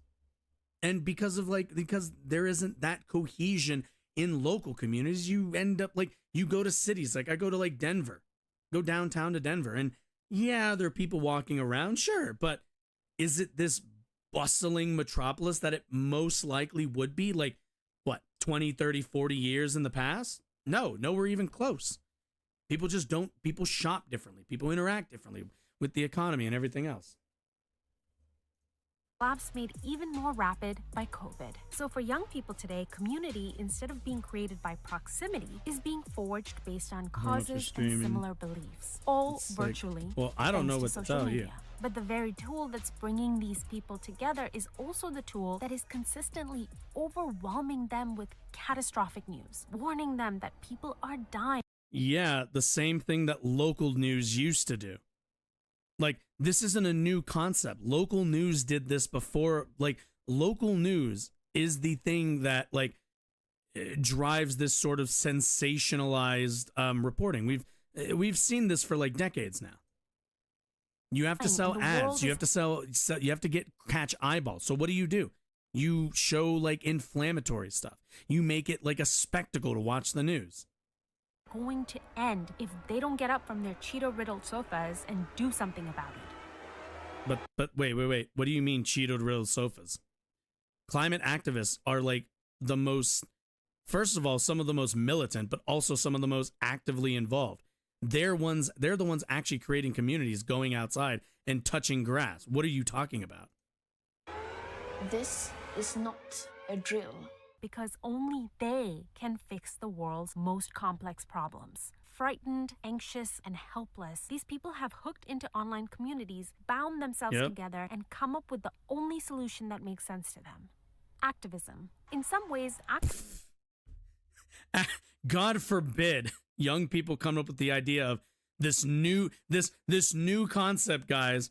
Activism. Like, activism is an ideal solution for someone a trans activist glued themselves to the floor of an Oxford union as part of a protest. Cool. Okay, what's the problem there? They literally glued themselves. They didn't glue other people. Immediately, with very little effort, it offers the reward of causes looking to accept more people into the fold. An instant Posnet was greeted jubilantly by fellow supporters after she was removed. The desire to fix the world, and confirms that you and your voice matter. So it's no surprise that the foot soldiers of the various activist movements are so passionate, willing to sacrifice their time to stand for various causes. So at any point, I'm kind of curious, at any point, are we going to, no, we're not. We're not ever gonna address the actual thing. That's it. We're not gonna address the merits of any activist movement. That's it. It's just, this is just about, hey, don't be annoying. Did I really label this as what's the word, as accurately as I did, even though I did it in the most shallowest way? I thought there'd at least be some analysis of the arguments made by activists, but we're not even going to get that. Okay, that's cool. Since the activism serves as a pseudo-family, pseudo-religion, and a pseudo-career. Now, in order to be successful in a career, it requires commitment, hard work, self-investment, education, negotiation, and more. But to be a successful activist, all it takes is a... Oh, by the way, okay, let me get my take out of the way really quickly. From an optics level, does the throwing paint, or, you know, throwing whatever the fuck they threw at the painting at the Louvre, is that like good optics? No. Materially, was the legendary painting harmed? Also no. You know, in a world in which they are trying to argue against, would that painting survive? Most certainly not. So the question becomes, who's being harmed? Not the painting, not really anybody. Is there, you know, are they bringing attention to a cause, which they almost certainly are? This kind of action gets covered widely because it's so inflammatory. So it's certainly getting the attention of people. And keep in mind, there are going to be people, while a majority aren't going to be pulled to the favorable side because of this, there is going to be a percentage who go, okay, you know, I wasn't on board initially, but as time went on, I was more or less kind of okay with it. I kind of get the message. So, like, it is optically a bit rough, and it's not, I think, I don't know if it's the best strategy, but I don't know really what would be. When you are trying to convince people that the world as we know it is going to be uninhabitable for a certain part of the population, if not all of us, if we do not take action to, you know, I don't know, you know, cut back on fossil fuels and any of the other climate policies that they advocate for, at the end of the day, that's pretty inflammatory, right? If you told somebody, hey, in about like 50 years, there's a good chance you can't live wherever you want on this planet because it literally won't exist. Would you like to go to Florida? Guess what? Florida doesn't exist anymore. You'd probably say, wow. And like, you know, if you took them at face value, you go, holy shit, that's like pretty bad. That'd be pretty inflammatory. And I think that's kind of what these are demonstrating and trying to like wake people up to a little bit, is kind of like shock them the same way telling them something like, you know, the sky is falling kind of invokes or initiates a like rapid and really strong response. That's kind of the whole point of this. But, you know, because it's not here now, and because people don't have, I think, not everyone has the creative mind, I think, to envision such a different future. There are going to be people who reject it, and that's always going to be a thing. But if you can peel off those people who can, then you're fine. And again, none of these paintings are ever actually harmed, or so to me, this is like I don't find this as objectionable as I think I once did. And the cause that they're drawing light to, I think it's just more important than paintings that won't survive the thing they're trying to wake everybody up to avoid. Anyway, but continuing. Willingness to show up and shout the enemy down. Almost makes one wonder why more people aren't activists. When you add in the final and most valuable reward most of people joining, aren't the great activists. feeling They're of having the too moral busy. high ground. After all, they are in pursuit of noble. Like, nobody's an activist because it's a what's it called? No, like, most people aren't activists not because they don't believe strongly in things. Most people aren't activists because they don't have time for activism. Activism takes time, takes a lot of effort, takes a lot of energy, and most people are working 40 hours a week, 50 hours a week, sometimes 1 or 2 jobs. Like, our economy just isn't calibrated in a way that people can engage in activism. You know, a lot of kids do it because kids don't have the same responsibilities. There's not a million things that they're tied to economically. They probably still at home. They probably still live with their parents, who are perfectly happy with them, taking part in activism while, they're still living at home or whatnot. Goals like saving the planet and ending poverty, and fighting for immigrants, trans rights, and movements like Black Lives Matter. The conviction that runs deep pursuit of noble goals like saving the planet and ending poverty, and fighting for immigrants, trans rights, and movements like Black Lives Matter. The conviction that runs deep through these activists are despicable, controlling, and greedy. Again, that's a fascist, but also keep in mind, most activists aren't protesting people; they're protesting systems. If stop oil protesters aren't protesting a man named oil, they're protesting a an industry, an entire industry, which, by the way, has known about the effects of climate change for decades and hid it actively from the U.S. government. Like, their critiques are of industry, of systems, of structures. They're not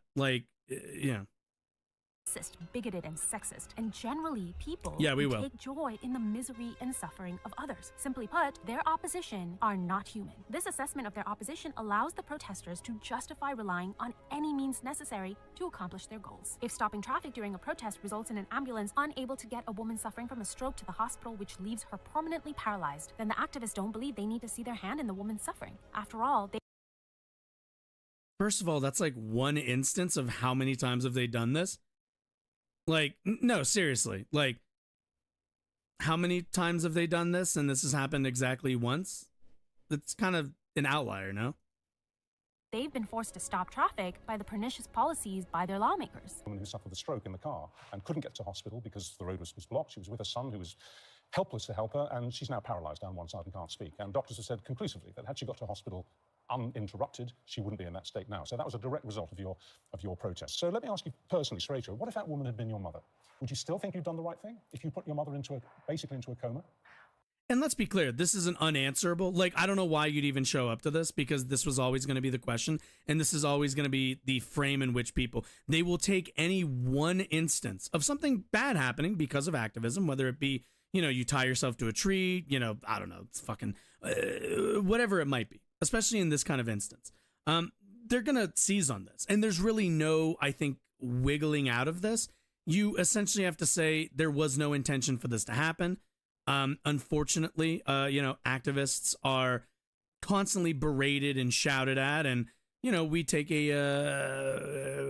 try to train people to be resistant to that sort of inflammatory kind of speech. We've seen videos of people assaulting activists, grabbing them, pushing them, throwing them. I've seen people basically get run over. Like, a lot of these people kind of have pretty strong convictions for this stuff.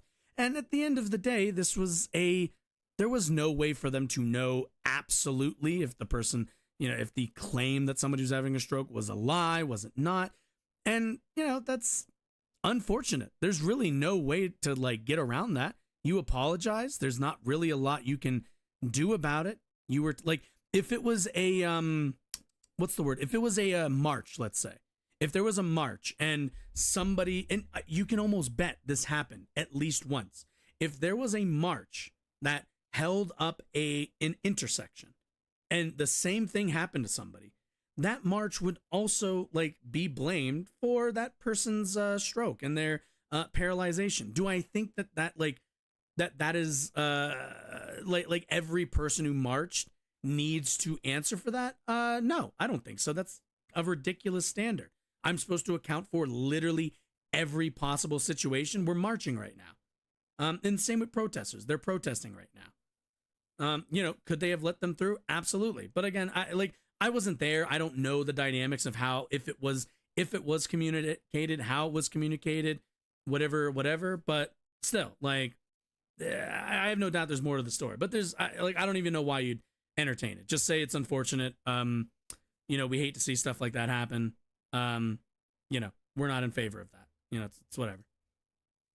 I am finding all of this incredibly challenging, especially being in this studio and talking about it. But what I find myself thinking all the time is why, after 6 weeks, are journalists still focused on the what we're doing and not the why? Is it because you're heartless or too scared to face the truth, Richard? So stopping traffic and air travel, or crashing a person's wedding, or disrupting a flower show, or calling... yeah. What was it? Wasn't this like they had their wedding at like a hotel? Or too scared to face the truth, Richard. So stopping traffic and Climate air travel... activists glued themselves to a runway in Hamburg.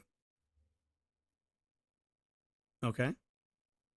Also, like, aren't there like quite a, this looks like a curve. They're not landing on this. This is like literally, yeah. This isn't a runway. You can see the curve. Okay. Or crashing a person's wedding. Protester threw orange confetti at Miss Osborne and his new bride, Thea Rogers, as they left the church.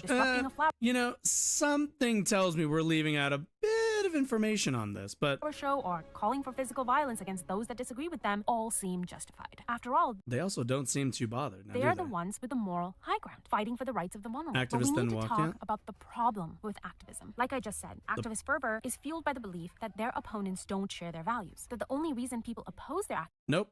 It's an analysis. I mean, I guess we could call that a belief, but it's an analysis. If I've come to the analysis, that, let's just move on. Is because they want to pollute the world, or want trans people to suffer, or want black lives not to matter. When the truth is that most people disagree not on what this was like the big one. Organizations want to accomplish, but how they want to accomplish it, because their suggestions often do not account for unintended consequences. A great example of this is something I discussed in the previous video. Most people want trans people to get the care they need, but we do not all agree that hormones and surgeries, some with 51% complications. By the way, that's also that's a lie. Because keep in mind, if you're like, look, I think trans people should get the healthcare they need, except for the list of healthcare, like this, like unapproved, except this list of things I don't like, which include all of the things that like trans people need for healthcare. And then it's like, wait, you're having it both ways. Like what are you talking about? Phalloplasty is a difficult and complex surgery with many potential complications. The most common complications are urinary, mostly comprised of that. And urethral structure is associated with a 51% urethral complication rate. Okay. Rates are the way to go, especially when it comes. Well, if somebody's informed about that, then I think they have a right to consent to that. That's kind of how medicine works. To children who are not equipped to make long-term decisions, but often these concerns are wrapped up. Yes, the rights of children. Fuck kids. They can grow into the body that they would not like to. Keep in mind, by the activists as transphobic or problematic, with claims that these people don't care about the mental health of trans children. Oklahoma House Representative. This is an absolute nightmare, but supporting your kids is any not child opportunity abuse. for further discussion Arkansas is trans health has been impossible. blocked And by the media, court. of course, leads this charge by creating echo chambers with polarizing, one-sided reporting and manipulative algorithms. By the way, this is why. Well, wait a second. That person was the only transgender person. Zoe Zephyr is the only trans representative in that state. I use ground news during my research. Oh my god, this is just an ad. Okay, well, all right, you know what, I've had enough of this, because I can't, there's nothing really to add. This person's like this person's brain is broken. The idea that like activism in and of itself is an issue, you might as well tell people, hey, just don't, what's the word I'm looking for? Don't participate in free speech. Just don't do it. Just don't do it. Don't do it. No free speech for you. No. Like, there's just nothing. I feel like I said the same thing over and over again, which is, again, you would have to consistently frame anybody who takes a strong position on anything as a cultist, as, whatever, without explaining the actual reasons as to why they believe those things. Because once you get down to the why, that's inconvenient. Because then it's like, wait, well, why are they doing this extreme thing? Oh, because something way fucking worse is going to happen in the future, and this is the only way to get people to pay the fuck attention? Kind of makes sense now, doesn't it? Like, why throw paint on a beloved painting? Well, because when scientists tell you, when news reports come out every other, every couple of months, when we see the effects of climate change, people don't seem to really care. They just go, oh, it's just hotter this year. They just go, oh, well, I'm not really I'm not a meteorologist. I don't really understand or know any of this stuff. It's not going to bother me. all the effects are going to be well after I'm dead. Why do I have to care? Which, by the way, is like just shitty in and of itself. But nobody really gives much of a mind when you just tell people, hey, the planet's burning. They go, yeah, it's pretty hot these days. Whereas, you get their attention. Again, you're not going to get everybody, but you'll get some people who go, oh, shit, you're not kidding. Move on from there. But, wow, that was an absolutely, utterly poor video. Person's fucking idiotic. There's like no point to be made either. Like there wasn't, whatever. Anyway, Matt Walsh. So edgy teenagers. Let me guess, edgy boys. I'm gonna assume this is boys. So wait a minute. What is this? The male teenagers are trending more and more. Oh, I've seen this. Okay. I was thinking of talking about this in a different segment, but we'll talk about it now. The Hill has this startling headline, startling for them anyway. Well, actually, no, High school boys are trending conservative. Oh no, dear God. A popular narrative suggests young people, are reading now from the article, are liberal and getting more liberal. Thus, social media buzzed when a chat surfaced in spring that seemed to suggest 12th grade boys have become overwhelmingly conservative. As with many Reddit posts and viral tweets, the tweet was more complicated. The truth was more complicated, but the numbers do say this. 12th grade boys are nearly twice as likely to identify as conservative versus liberal, according to a respected federal survey of American youth. In annual surveys over the last 3 years, roughly 1/4 of high school seniors self-identified as conservative or very conservative on the Monitoring the Future survey, a scholarly endeavor that dates to the 1970s. Only 13% of boys identified as liberal or very liberal in those years.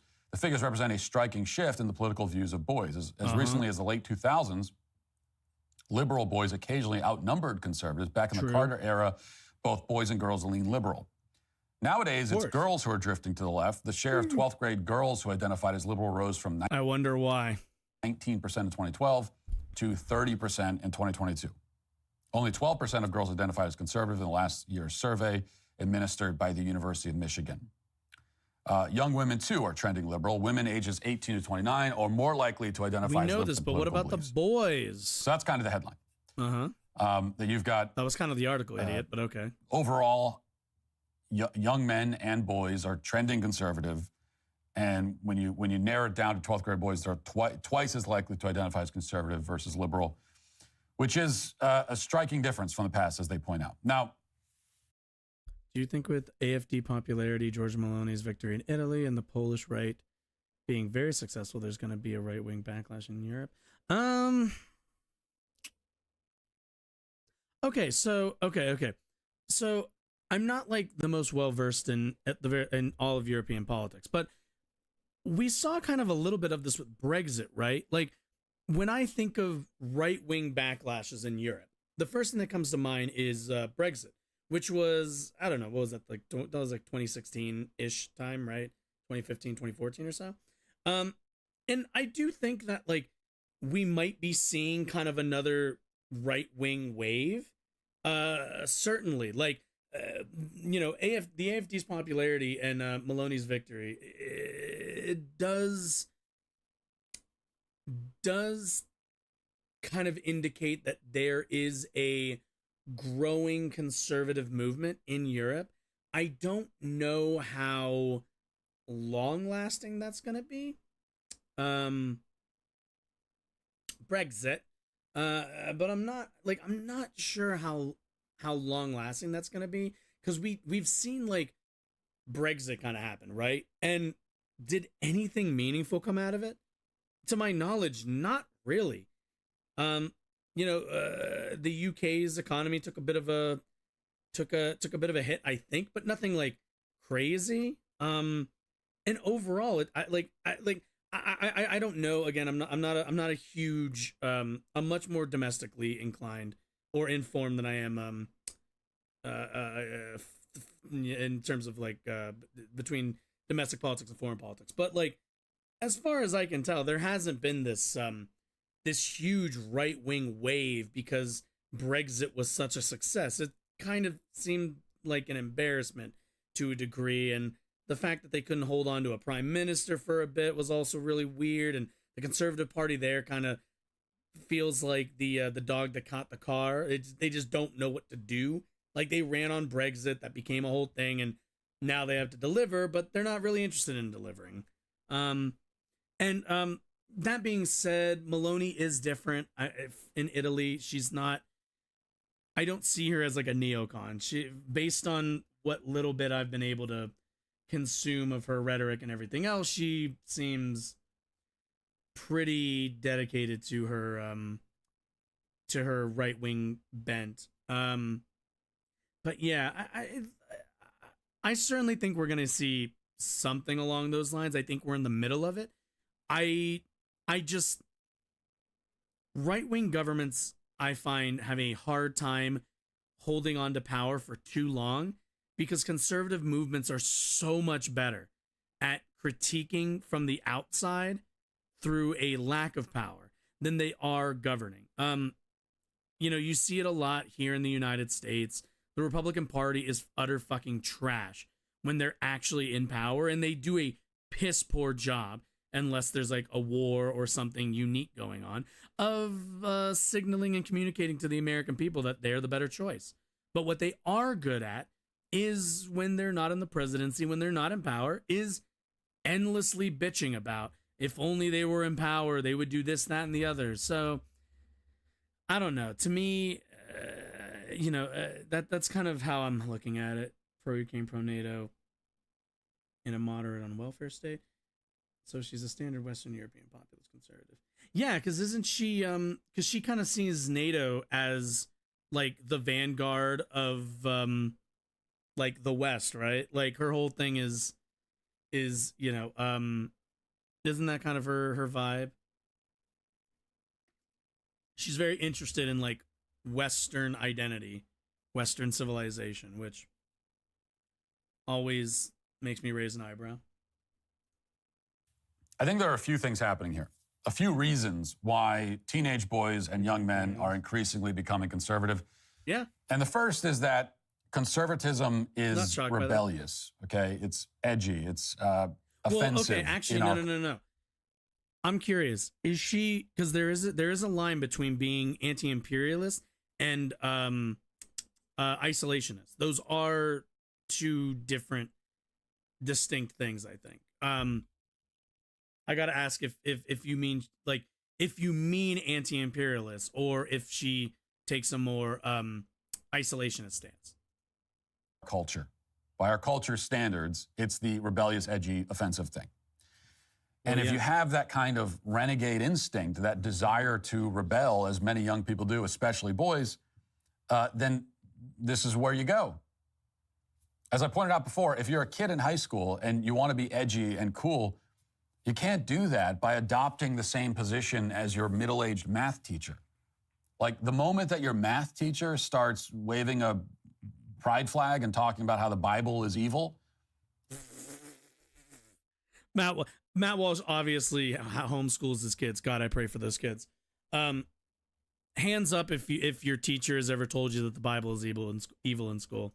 Is the moment that it becomes extremely uncool to love the pride flag and hate the Bible. This drives towards, there's a drive among the youth, obviously, towards rebellion. That's not news to anybody. And historically, it's been harnessed by the left against the right. And that's the reason why, if you go back, as they point out, you go back to the 60s and 70s, you're going to find that the situation is completely reversed, where young boys are much more likely to identify as liberal versus conservative. That's because that was the rebellious thing at the time. For a long time, what we can... Wait.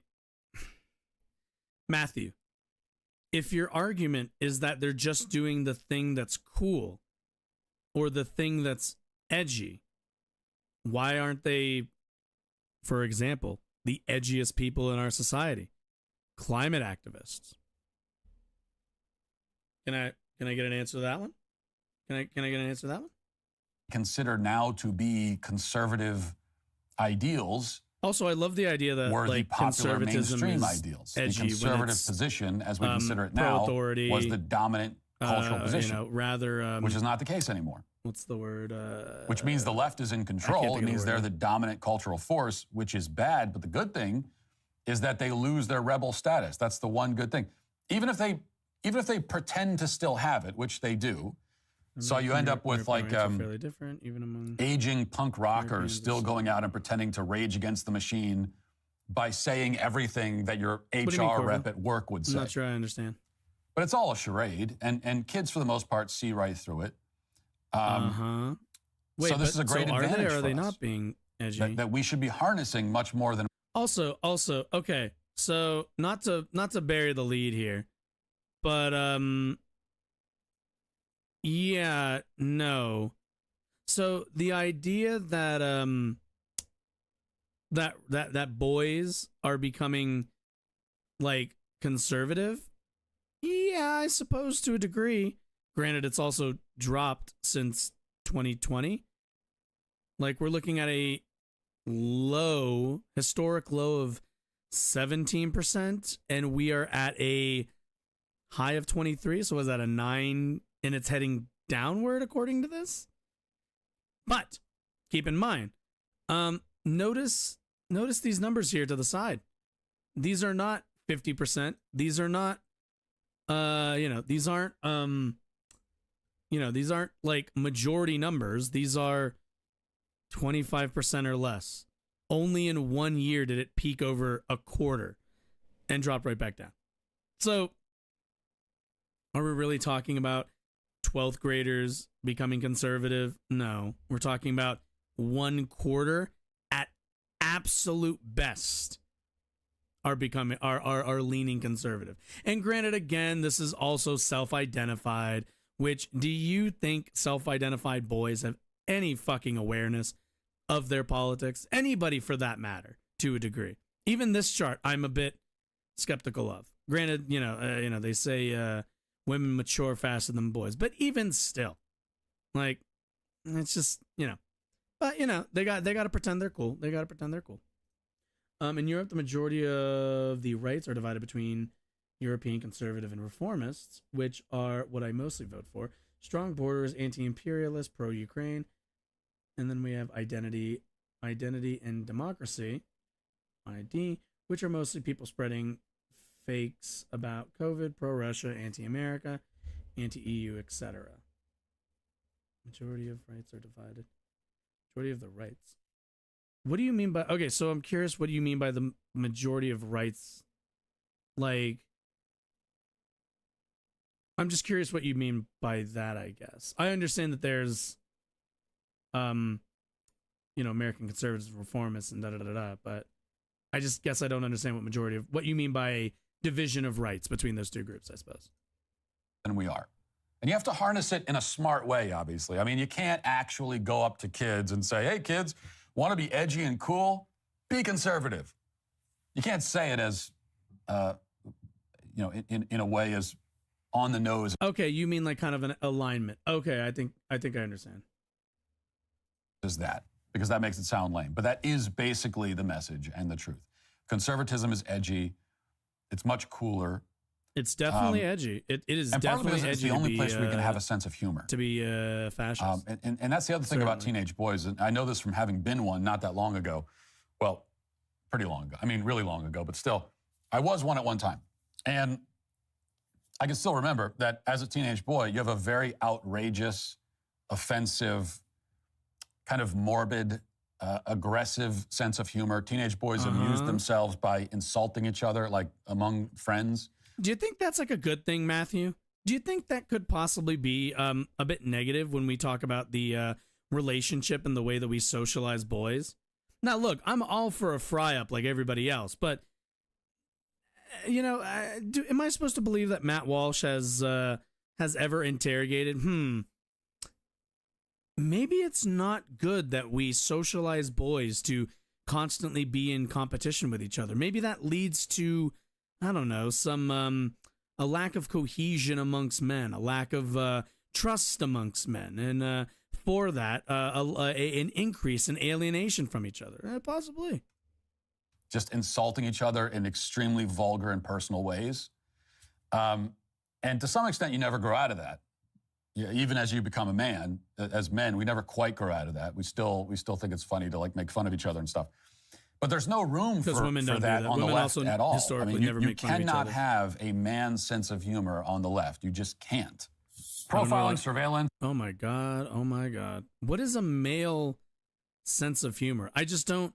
Do women not laugh at jokes that men make? I don't even know what. Terms and conditions apply. Yeah, I know. In fact, as it turns out, you can't have a man's sense of anything on the left. You cannot be a man on the left.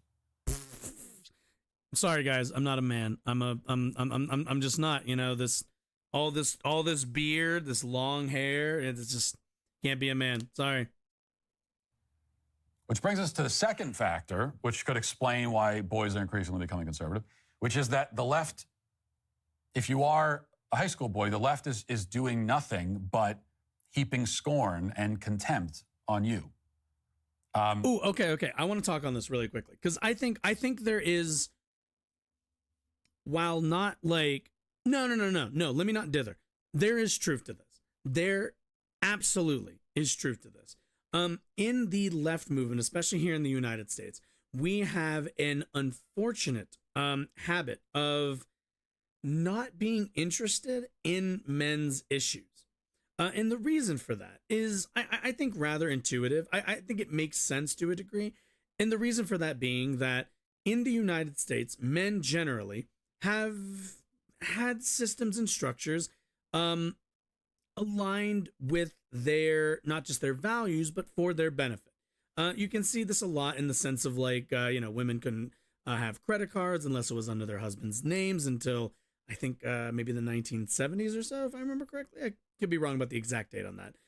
But for a long time, women were property of men, and a long time ago. And after that, they became just kind of, what's the word I'm looking for? Hanger-ons, I guess, and because of that, the movement for liberation and the movement for social justice has always kind of centered women, because that's the group that historically has been rather disenfranchised. Same with black folks and everybody else. But when we're talking about gender, we're talking about women. Because of that, there's always kind of, I think, this knee-jerk or maybe ideological blind spot for some, that to center women, there needs to be a rejection of interest or the centering of male issues. And I think that's really kind of shitty. I think we've done a not great, sometimes really poor job of advocating our movement towards men and boys. I don't think that the left has always been good about this. Our solution has always been the adoption of feminism, something that I'm supportive of. I would probably call myself a feminist. And I'm raised by a single mother for the most part. A lot of women in my family. But to say that, like, you tell a young boy in high school, who's struggling with, dating, who's just not really comfortable with women, and women aren't all, women in their, I think campaign or personal pursuit of trying to understand where they fit in the world, kind of don't know how to approach men sometimes, or how to, I guess, react to men and boys who just aren't very good around women, which is kind of a lot of us. And because of that, it creates this tension. And in that tension, a lot of boys get frustrated because, and let's be honest a little bit here, your friends aren't always your guy friends aren't always the best people to go to, because we have because a lot of boys, I think, are socialized to kind of compete with each other in sometimes a lighthearted fashion. I do think it's led to a lot of kind of internalized pressure when guys go and try to court women and are unsuccessful, and sometimes they're not as, I think, open with their other male friends, because they don't want to get made fun. They don't want to get fried up. They don't want to get made fun of. And I certainly think that that's like an element to it. I don't know how big that is, but like the way boys are socialized to interact with each other also, I think, plays with how boys are, I think, mis-socialized to interact and socialize with women. So it's a lot of disconnections. And the left just hasn't been very good at being clear about, all right, in a world where, in a feminist, in a pro-feminist world, right? Like what are the, and I saw Warren, I mentioned Jordan Peterson. Yeah, this is why Jordan Peterson is popular. Where, and where do you fit? Because boys are told, they're here to protect women, that they're supposed to be, they're supposed to take care and protect women, and they're supposed to be the breadwinner, and they're supposed to be strong alpha males, and they're supposed to lead, and they're supposed to do all of this stuff that they're told before they even enter into high school so that they can interact with women. And when they get there, they find out, oh shit, women don't need that from us the same way that I've been told for the last, let's say, 8 to 9 years of their lives, right? And you just don't really know. You're like, fuck, what do I even do with this? How do I, like, I've been told I need to be strong, but that seems to backfire every time. And whenever I like look to people who are on the left, they just kind of say, embrace feminism, but not really explain what the men's role is. So to clear this up and to stop me from rambling, let me attempt to be concise. Fellas out there, if you are in high school struggling with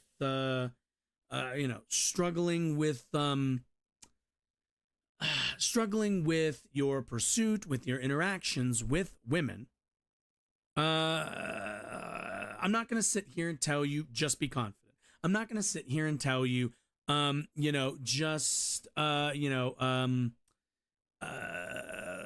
the word I'm looking for? Just be a feminist or read some feminist literature. This is what I'm going to say to you. Talk to your mom. And I mean that. I'm not bullshitting. Talk to your mother. Have some conversations with her. Understand kind of where she's coming from and where her position is in the world. I've never been great with women, especially like women that I had like crushes on growing up. But as I got older, as my relationship and my approach to women became more like adult in terms of the interactions, things got a lot easier because I had been interacting with an adult woman for most of my life. And the sooner that you build, I think, the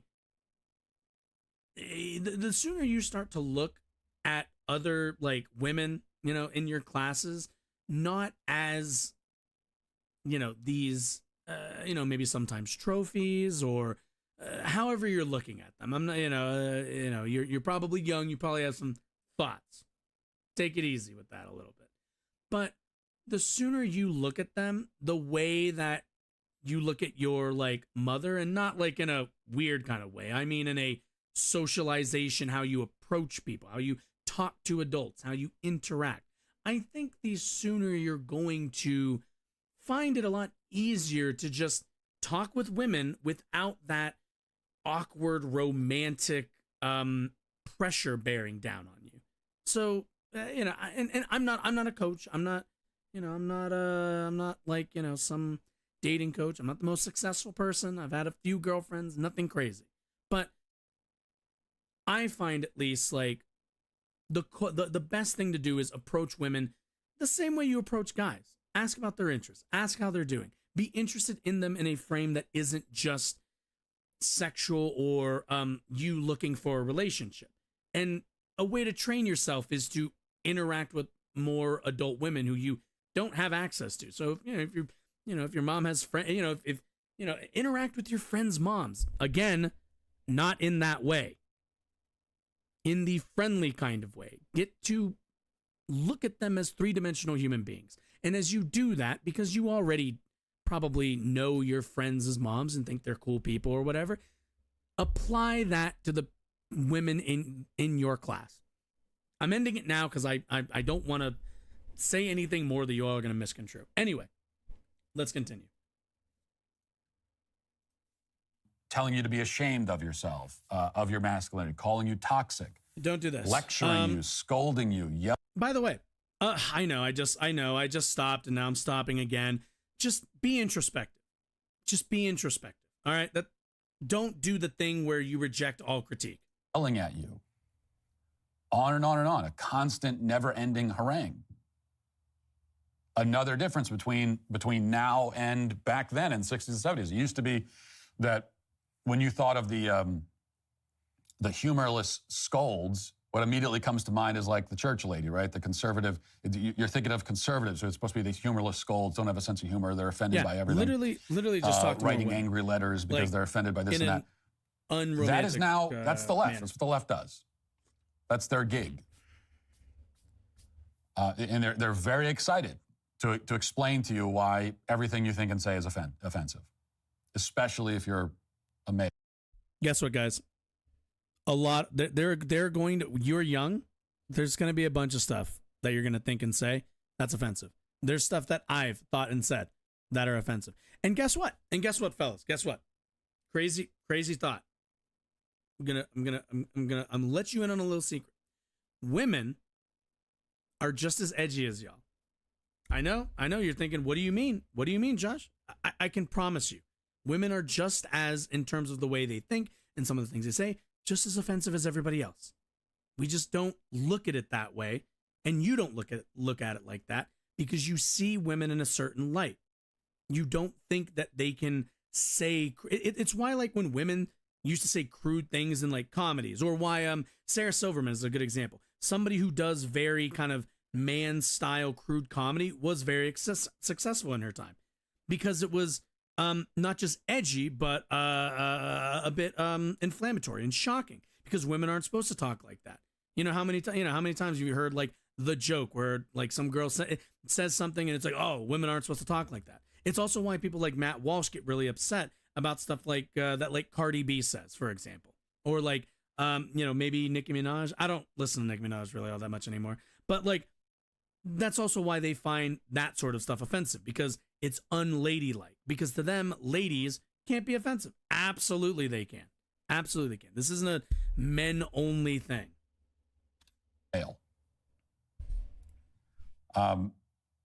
So what else if you're a teenage boy, what else are you going to do? So you've got these people over here who hate you and don't even disguise their contempt. And meanwhile, they're on the other end of it, they're doing nothing but heaping praise and adulation and celebration for like every other group. They're constantly saying, oh, you're so special, you're great, you're wonderful, you should be accepted exactly as you are. Everything about you is perfect. You're the most wonderful thing on the planet. That's their message to everyone. But then they turn around to you and say, oh, you scumbags. Why don't you be more like them? Except you can't be more like them because that'd be appropriate. Well, keep in mind also, the systems have always kind of told men that they're special, that they're, that they're unique, that they're special, that they're like the vanguards of society and everything else. That's kind of why you don't get that much praise. But again, like if you're a guy, right? If you're a guy, you saying to somebody, keep in mind, you saying to somebody, hey, I thought you were really that thing that you did when you when you stood up for that thing or whatever in class, or that thing that you said that I really respect that. I really respect that. I really think that when you believe in something, I really respect that that you just went out there and said it. Yes, Jesus, is that you? Miso, come here. Miso. He's among us. Miso, come here. I know you're not my cat. River's mine, but Miso. Are you gonna just stand over there? No, come here. You came in here and now you're okay. Okay. Maybe you guys will see the cat, but I can't guarantee it. He's not coming over here. I'm sure he will eventually, though. What was I saying, though? Right. But that's not a bad thing. That's not a bad thing. Telling people that they've done a good job, that they're special, that they're like, those are compliments. Those are good things. You want those. And if you interact and if you participate in positivity amongst other people, guess what? You are going to catch some positivity yourself, which is what you want, right? Guys on the internet always say, oh, that one time that girl complimented me and made my day, and that was like 10 years ago and stuff like that. Like, yeah, interact with more people, be more positive, be more complimentary of people, and you will end up garnering that kind of response from others every time. Appropriation. And I think teenage boys hear that and they respond exactly as you would expect them to. Which means that, again, on the right, the goal here is to harness this to our advantage and ultimately the advantage of the culture and truth. Oh my God, just still like a minute. Because the really good thing is that in this case, it's not just that going over to the right is now rebellious and edgy and all the rest of it. But that's also where the truth is on all these issues. Less than 25%. When we see these, it's also trending down, what I find to be extremely encouraging videos of, again, high school boys, tearing down the pride flags and mocking attempts by schools to, groom them into the. Now, all right, I've had enough of this, but I want to make my point very simple. You tear down a pride flag at your school, you mock other students, you do all the shit that he's talking about, right? You follow you follow Matt Walsh's advice on this to your own detriment. You become a pariah in the place that you're going to spend a lot of your time. And for what? Something, that you hardly understand. Maybe instead of tearing down the pride flag, if you're a guy out there and you're, you find the arguments of Matt Walsh compelling, I challenge you. Go talk to one of your gay students. Go talk to one of your trans students. Go interact with these people. Because all you do by tearing down the symbols of their existence in your school is create the exact relationship that you are looking to reverse. Would you like to have people know you as the guy who tore down the pride flag in homeroom? Or would they like you to be known as the nice guy who I have a couple classes with, seems like a chill dude? And like, one might say like, oh, well, that's not very much to be known for, but certainly it's a start. Continue to be friends with those people, continue to converse with them, continue to build relationships.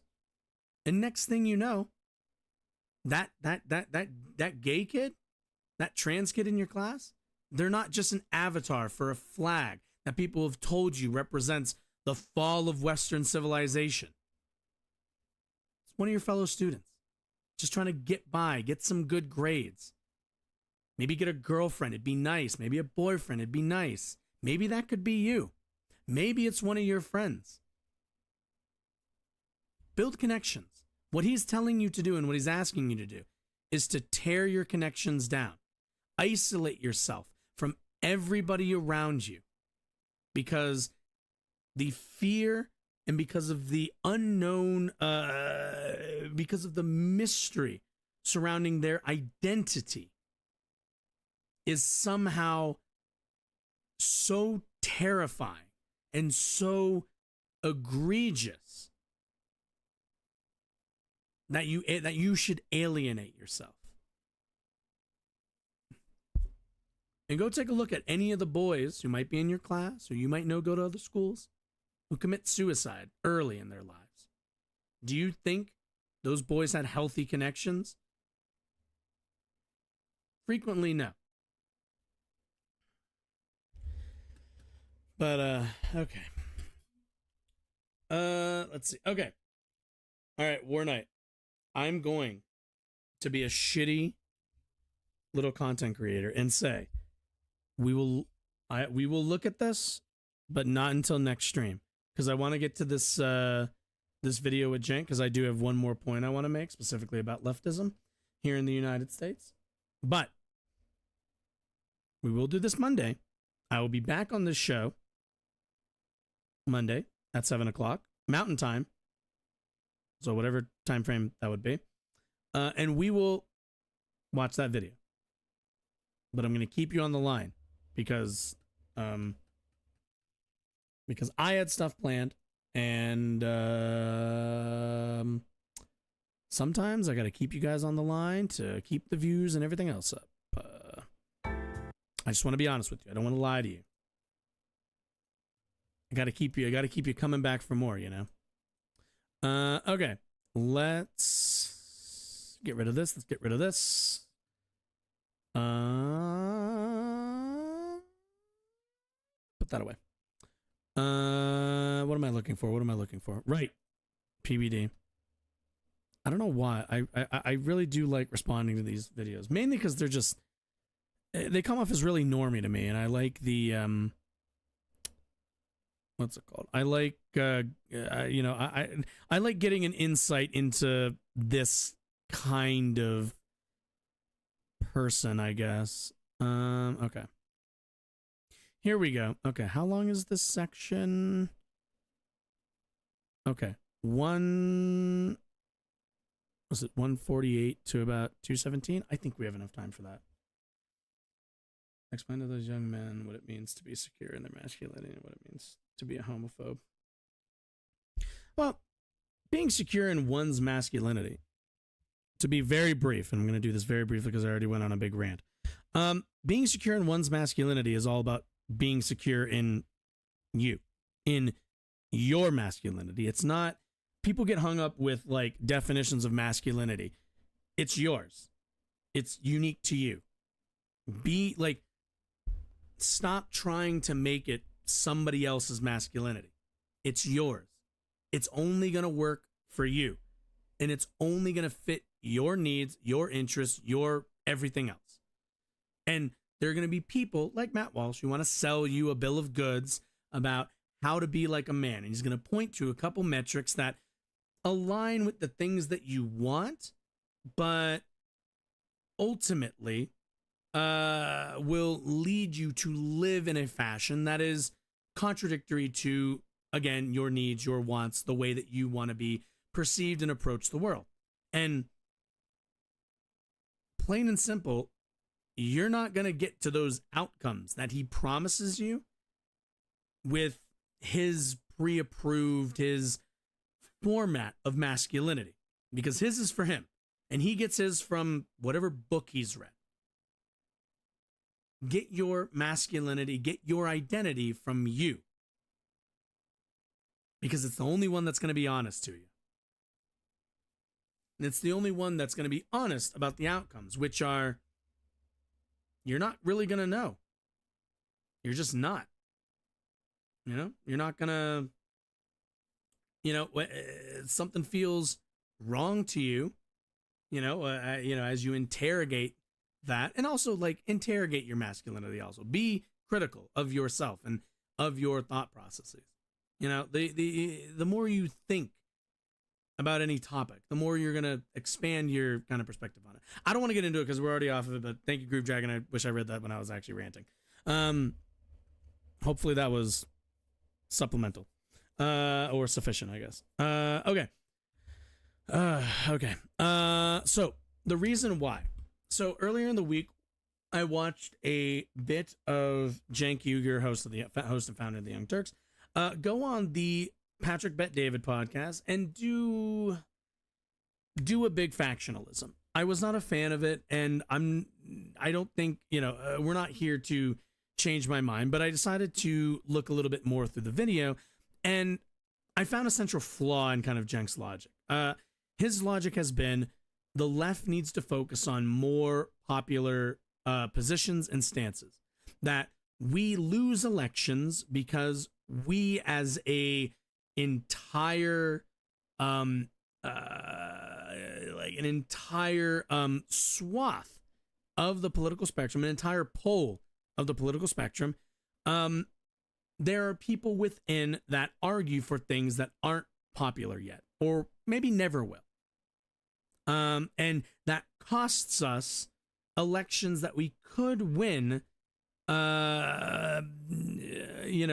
if we just focused only on a certain set of issues, ones that are more, I guess, theoretically populist or more approachable to an average American. I think, for the record, I think this is a fool's errand, mainly because you end up only being willing to take safe, popular positions, and you end up cannibalizing, I think, support to your left. Plain and simple, when Bernie Sanders was advocating in the 1980s and early 90s for the rights of gay people, he was unpopular. That was an unpopular position to take. It was not popular. It was not going to win him an election running on that position. But nonetheless, he advocated for it. And we respect him now more for his bravery then.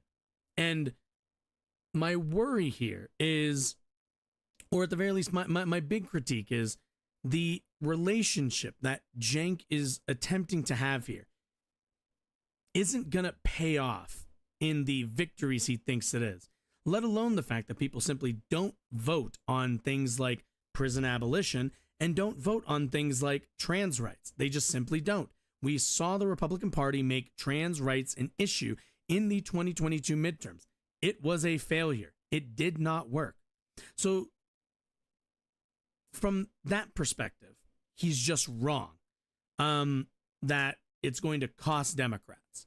But I don't think he's talking about costing Democrats. I think he means progressives, and has mainstream and has labeled himself and the show, or at least the main show, as mainstream progressive, which is to say, not that left. Like, not whatever left you're thinking, not that left, which again is a bit of a big factionalism. So I want to kind of demonstrate this. Patrick Bet-David, a guy who pretends to be, middle of the road, probably a little bit socially conservative, but like, he doesn't market himself as a conservative, right?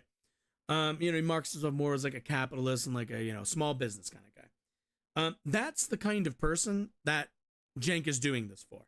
He went on this show to announce the mainstream progressive thing and everything else to gain access to that audience and to hopefully gain some supporters, because a more center-leaning group might be more amenable. But I want us to watch how, take everything that Cenk says and all the like, we're not crazy left, and notice that you would think that we're not.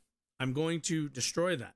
But you would think that, Cenk would maybe convince or be able to, say, hey, Medicare for all. So, we're not crazy like those prison abolitionists or some of the trans activists. So, you can trust us, and we'll watch how that plays out. But enough of me talking ahead. Let's get to the whole thing. I know I've done a lot of preemption. I just want to be really clear with my framing and how I'm approaching this specific just define progressive. And then at the same time, you said you weren't a fan of the woke left. Make that distinction.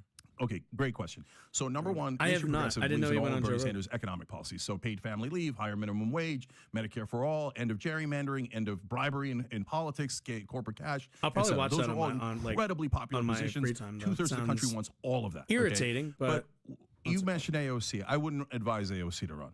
Some of her positions are too radical left. And the world's going to end. So she said the world's going to end. So why even run if the world's going to end? Well, that's a different question. Yeah. That's about climate change, and we'd come back to that. I also don't. All right, cool. So AOC don't run, even though incredibly popular, especially in the party. She went on air on CNN. We're talking about abortion. 70% of the country agrees with us. They should be legal in the first 2 trimesters, right? And she starts referring to mothers as birthing persons. I'm like, what are you doing? Now, do I need to say the thing that nobody votes on birthing persons? Like, no, seriously. Inclusive language is we already kind of passed this Rubicon already. If inclusive language is what you think people vote on, I'm not sure what polls he's voting on. I understand most people are like, I don't birthing person. Why not just say woman? But the minute you tell somebody, oh, it's just a term that is used in a medical sense to refer to people who can give birth. Most of them are going to be women. Some of them will be trans men. That's all it really means. And most people, if you explain that, go, all right. I didn't even think I needed to think that far to it. So cool. It's pretty descriptive and it's not really hard to understand. And the idea that you couldn't, the idea that you can't explain it that simply means there's I can understand if you have a knee-jerk reaction, but Cenk's not, he's a fucking news guy. He's the fucking founder of Young Turks. And you couldn't do that one level of analysis and explanation. And it shows that he's not interested in it because his knee jerk is, I don't like it. So I don't want to acknowledge it, talk about it, explain it. You know how many people want to refer to moms as birthing persons? 2%. Yeah, and your girl Anna caught some heat over that. Yeah, and so we drew the line and said, no, we're not going to call moms people with uteruses. And they're like, you're doing that out of nowhere. You're attacking us. No, it was out of nowhere, by the way. If you're going to run against Biden, Anna did this online, unprompted. And don't go to the 2% everybody position, have asked go to what the she's 70% talking about. position. So many progressive policies and are you know, sitting she doesn't right have an there answer. at She'll never say what prompted the birthing person thing. But she can't help herself, so she's going to run on things like birthing person and I mean, look. And this is dishonest. This is straight up dishonesty. Does Cenk actually believe that AOC, the crowning jewel in her in any campaign she run, is going to be birthing person? What do you even do with that?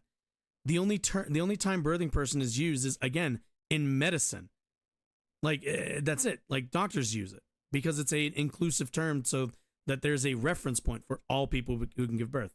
Some on the left now believe in about. We watched a little bit of this already. You can watch my previous video on this specific section, but I wanted to kind of let this go a little bit, and then so Cenk's making kind of the. I'm sorry, guys. I love you, and I do. They're on our network. So Cenk is making the hey, look, I'm being really reasonable, right? You guys don't believe in the abolition of prison. I don't believe in the abolition of prison. It's all crazy woke birthing person stuff, right? And this is this. And this is where they took it. Can you do me a favor? Let's see if we can agree on this. Pull up the Neil deGrasse Tyson. Most polls show most Americans oppose Medicare for all. All the more details they get on that, like the requirement of increased income taxes and cuts to your current Medicare, and Medicaid system. So Cenk is simply wrong. Cenk is wrong to begin with. I said Medicare for all polls in the minority. The more details the program are explained by pollsters. Well, that also kind of depends on what details they're sharing, and also kind of the framing. Keep in mind, Americans, unfortunately, have been conditioned, and very much conditioned by the media, to fear Medicare for all. It's something that they've been told 1.5 million times that we can't afford it, that it would devastate our healthcare system, that it's just not good. Other people in other countries don't like their Medicare for all style systems. In terms of the polling, yes, that is true that the more people I think the more you kind of talk a little bit about it, you might see a dip because people hear tax increases and they just go like this, they freak the fuck out because of tax increases. But again, that at the end of the day, that is my job, that is Cenk's job, that was Bernie's job, did a fantastic job, by the way, at communicating to these people and assuaging those fears. How many people did Bernie Sanders, Medicare for all was not a viable conversation in 2015, and it became a fucking viable conversation in 2015 after Bernie's run and during his, or should I say during and because of his run. The more people are communicated in a proper way, you can absolutely frame Medicare for all as being scary. You absolutely can, and there's a lot of structures and a lot of systems, a lot of people that is their job. But we are as progressives in the United States, a minority. We are a minority in a majority party, which means we are going to have to try harder to convince people that, hey, we can do more. It's always harder to convince people that we can do more. It always is. But it doesn't mean it's impossible. And the idea that like Cenk would say like, oh, like, because you are right to a degree.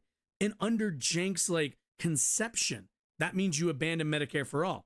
If it's, if it ever dips below 51%, all right, people aren't in favor of Medicare for all. There's no way we can convince them. It's such defeatism, which I also can't, I can't fathom. Tyson video, okay? Let's see if we can agree on this. So here's a clip. I want to know what you think about the scientist, what he's saying. Whether you and I can... You'd actually be surprised, Warnight. The average American, in terms of like individual, what's the word? Policies, are rather left wing. Not like, not me. They're not over in my territory. But generally, the American populace is more left leaning than we give them credit for.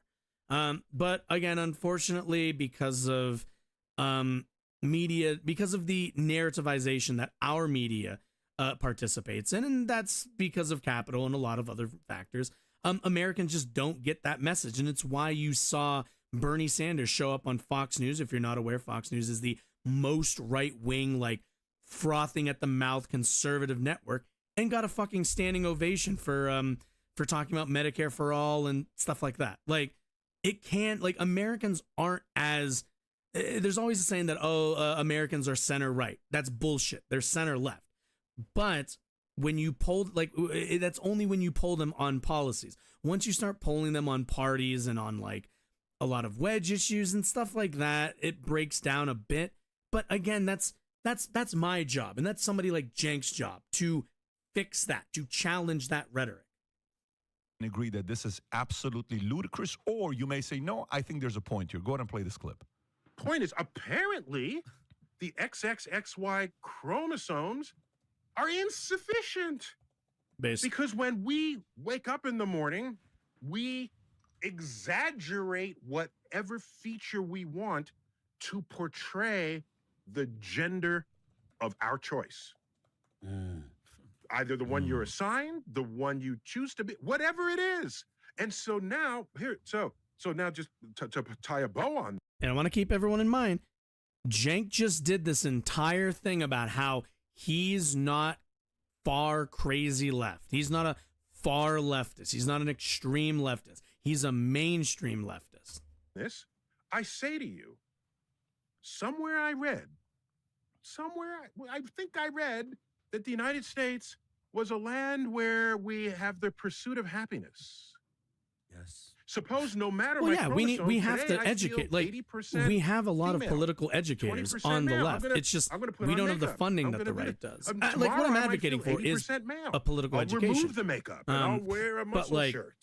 It's not about whether it's popular or not. You educate people. If you think they're wrong because they don't have the education, then you educate them. To require that I fulfill your inability to think of gender on a spectrum. Okay, pause this. So why do you care? Before I give you mine, do you agree with what he's saying? I largely agree. Tell me why. So, first of all... And you can kind of see, right? Like, he's tying Cenk to this position, even though Cenk would say, like, well, I'm not in, like, the crazy... But it doesn't matter, right? It doesn't matter at all. Freedom. I thought the right wing was in favor of freedom. So if people want to be trans, why do you care? I totally agree with that.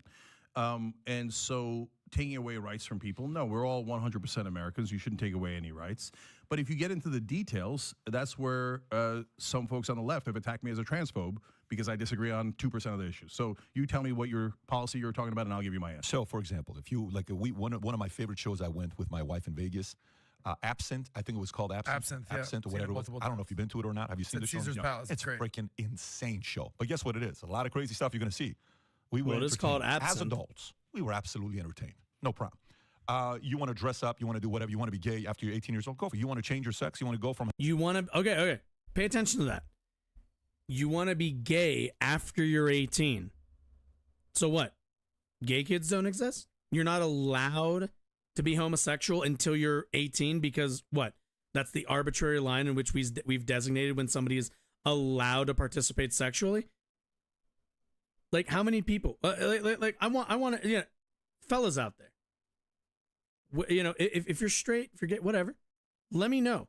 What age were you like attracted to women if you're straight and men if you're gay? It's pretty early, right?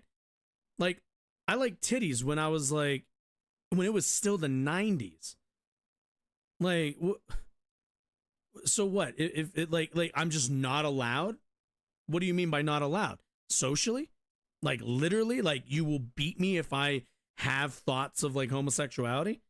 Socially, if I go out and pursue a gay relationship, then what? I'm excommunicated from the family? Like, all right. I'm having this to cutting this. I'm Caitlyn Jenner. Do your thing. Whatever. You're an adult. Pushing that agenda onto kids and confusing people and gaslighting that, hey, XX, who knows? Maybe XY, who knows? When you start talking like that with facts and you're a respectable scientist, not only do you sound delusional, but what you sound like is someone like Leon Black, that somebody has something behind closed doors on you that's blackmailing you, that you have to now agree with these positions for somebody to say, how the hell did... So keep in mind, this guy saw a challenge to his worldview, to the way that he approaches and frames the world, gender and sex and everything else. And now suddenly, Neil deGrasse Tyson, all of the respectable science, out the window. And that's exactly what's going to happen to Cenk in this case. Because all of the, hey, look, I'm a reasonable progressive, I'm not a crazy, all of that. The minute Cenk goes, I am supportive mostly of trans rights, it's out the window. It's not going to matter. Because this is a zero-sum game to a lot of people. He's not going to get the credit he thinks he's going to get. Being a mainstream progressive is just being a milquetoast progressive. Being somebody who is willing to cede some ground for some hopeful gain. And he's not going to see it. He just won't. Did you go from being a respected scientist to all of a sudden saying, one day I can wake up feeling like a female, one day I can wake up feeling like a male, and why do you care? No one cares. The only care where I think Democrats are losing a big part of their base, where I don't know if you saw the stats that came out talking about senior boys are becoming overly conservative. Did you see this chart or no? That just came out yesterday or the day before. Rob, do you have this or no? Do you want me to text it to you? Type in senior boys conservative. Yeah, if you can, this is the Hill. If you can go, high school boys are trending conservative. And if you go and show the chart, there's that chart. Oh, yeah, we looked at this already. We already looked at this. It goes up for 1 year and then drops back down. It was trending up, and now it's, well, based on this, 2-year line, it's now back to trending down. Right, if you look at that, zoom out a little bit so we can read the whole survey. Okay, so political identities of 12th grade boys, percent identifying as liberal versus conservative from 1975 to today. So look at blue, where it was at, and now, 2023, it's conservative and less liberals. This is seniors, 12th grade boys, okay? Yeah. So maybe some of these guys are just fed up with it and are like, listen, man, I'm sick of this BS, dude. Whether I identify as a boy or as a girl, leave me alone. Let me figure it out when I'm an adult. Stop imposing this idea on me. I had Anthony Weiner on the podcast. But nobody's, wait. The imposition is on trans people. Trans people are the people who are being impositioned by a demand to align with a certain gender role. Straight males, there is no imposition for them to be straight males. I don't know what, like, especially the 12th grade boys thing he's talking about. I don't, like, this doesn't even make sense. Okay, a week ago. I don't know how you feel about Anthony Weiner, but I had him on the podcast a week ago. And it was right before Chris Cuomo. Hey, that's the guy. And I looked at Anthony Weiner, I said, do you know how to give a blowjob? And he looks at me in a weird way, like, what kind of a question is that? I said, well, no. Do you know how to? He says, no. I said, did you learn how to give one? No, nobody thought. Why are you asking me a question like that? I said, because that's what's being taught in some public schools today, with books, with images on how to give it, and it's normal, okay? Now, we all know this isn't true. What there are books that have imagery in them in a library, but that's not the same thing as being taught. You were not taught every single book that's in your high school library. That's not a thing that happened. Pictures That's are not out how there. These books are libraries out there, work. and they put it right on there. Sold millions of copies, and a lot of parents around the country are fighting for it. And it's in your state, which That's why we got to control straight people. Yeah. So where Newsom will come out, and Newsom will say stuff like, banning of the books and banning of the books and banning of the books, and parents say, listen, stop playing politics, start defending facts, and stop playing politics. So can we? So do you notice? Again, do you notice? Politics. Neil deGrasse Tyson comes out here and explains, hey, X, Y, and XX just aren't sufficient anymore. People aren't determined, don't enter society in a determinative way based on their chromosomes. Have you ever thought about your chromosomes? Once? Ever? No, you haven't. You think about the things you're into, kind of how you present, stuff like that. But you're not thinking about your chromosomes. You align yourself, your presenting self, with whatever conception that makes you happiest. Or at the very least, if you're trying, then sure. But that's that to him is a bit inconvenient. And now it's politics. Every time somebody answers turns like a topic into why is everything got to be politics? No. Let's be clear. Everything involves politics. Politics is everywhere. The reason why somebody labels something as politics is because they want to, in a way, not just downplay it, but frame that topic in a way that we shouldn't have to talk about this. It shouldn't be optional. Politics means it's up for debate. It shouldn't be up for debate. It's this way. In an area of agreement, agree that maybe all this LGBTQ agenda that you have, sell it after I'm 18 years old. Some have not when I'm in third grade. Can we agree on that? No, and I'll tell you why. Okay, so the devil's in You the know what I details. want to know? You know what I want to know? You want to know what the real question is? Between Adam and Eve, who did God make hotter? And does that what's the word? Does that reveal a bias? Why would he make what if Adam was kind of scuffed and Eve was hot as shit?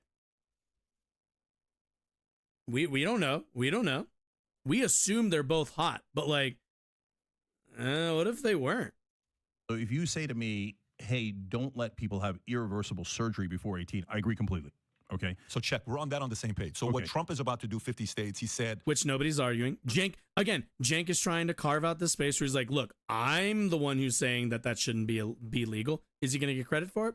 He's not going to allow for that surgery to take place. Just surgery, though. Just surgery is where you are. Okay, let's see where you go next. Go for it. So, but if you say, hey, they're coming after the kids, that's the oldest line of attack against gay people in the history of the world. They're coming after your kids. They're coming after your kids. But look at the example you gave, how to give a blowjob, right? That doesn't say gay or straight. That's why I joked and I said, we got to get straight people under control, right? Because straight people get tons and tons of blowjobs. And that's part of the reason why they put it into some, and it's misguided, to put it into some of those sex education classes, right? Does anybody go, we got to get straight people? Let's be clear. If you're in sex ed, you should probably be taught how to do that. And not from a sexual manner, but from a mechanics manner. Because, that's sexual education. Under control, look at them teaching blowjobs, goddamn straight people. No, because they don't want to demonize straight people. They want to demonize LGBTQ people. That's why they connect LGBTQ people with children. Now, when you say, hey, groomers and pedophiles, etc., well, straight people do it more. Why aren't we talking about straight people? There are way more straight pedophiles. There are way more straight groomers. And by the way, tons of Republicans. A new one gets revealed every single week, right? So, but we don't have that conversation. Instead, we focus like a laser beam on the LGBTQ community because honestly, the point is to spread hate against the LGBTQ community. If you say to me something has gone out of bounds, okay, let's have a discussion about it, right? I think surgery under 18 is out of bounds. By the way, this is why I'm called a transphobe by some people in the radical left. Gives a shit, yeah. Yeah, and because I say, look, there are some certain things that are out of bounds. One of the things I disagree with, I think the leagues, the professional leagues, should make their own decisions about whether they let trans people compete in their leagues or not. And they say, no, people say, with hormones. Dude, you give Shaq all the hormones in the world, right? He's going to destroy the WNBA. And people get super mad when I say that. But no one agrees with you. I love you, brothers and sisters. And they're... Again, this is more throwing people under the bus. Let's be really clear about the hormone stuff.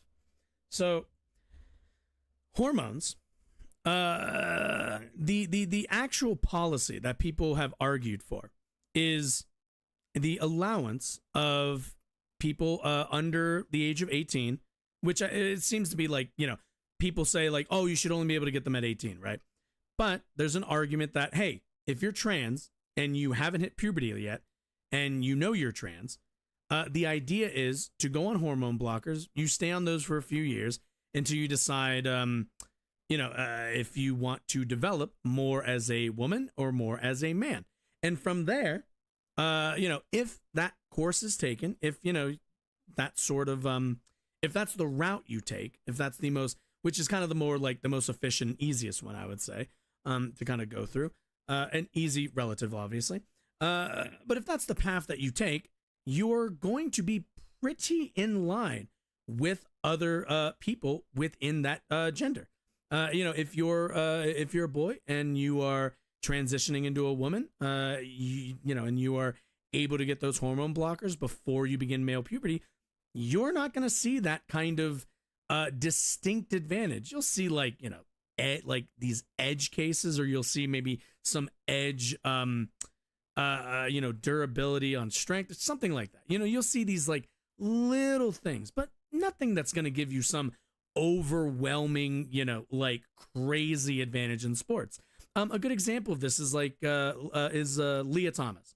Leah Thomas became a whole national conversation with Riley Gaines, a woman swimmer, bitching about having to compete against Leah Thomas, who is a trans woman. Who also, I believe, what's the word I'm looking for? Transitioned a little bit later as well. So didn't go through the same, what I was just explaining. Riley Gaines and Leah Thomas placed 5th. They tied for 5th place, which means, was there some overwhelming advantage? No. There were 4 other women able to beat Leah Thomas and a cis counterpart. So, and again, like, people's development aren't not just like not always linear, but aren't consistent among everybody. At the end of the day, we have to allow in our systems of medicine and in law a certain amount of wiggle room on these sorts of things. If you restrict trans affirming care, and your definition of trans affirming care is literally anything that helps trans people before they're 18, you are condemning trans people, all trans people under the age of 18, to develop under the bodies that they do not feel most comfortable in. A, B, increased risk of suicidality. And C, you then strip them of an ability to compete in sports without what's the word I'm looking for? Without these like kind of without some of those advantages. Like, the solution to the sports thing is hormones, but people then don't like the hormones, and then it's just a revolving door. It's, I don't like women. I don't like trans women having an advantage. Okay, what about hormone blockers? That fixes that problem. Oh, I don't like the hormone blockers. Okay, so they can't do either then. They're just fucked. Just fuck them. They don't get to compete in sports.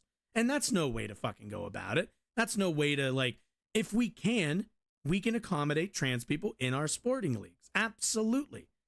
But, there are people who just don't want to accommodate them. And they'll make the argument that it's about sports. They'll make the argument that it's about choice or about decision-making of children. And it's not about any of those things.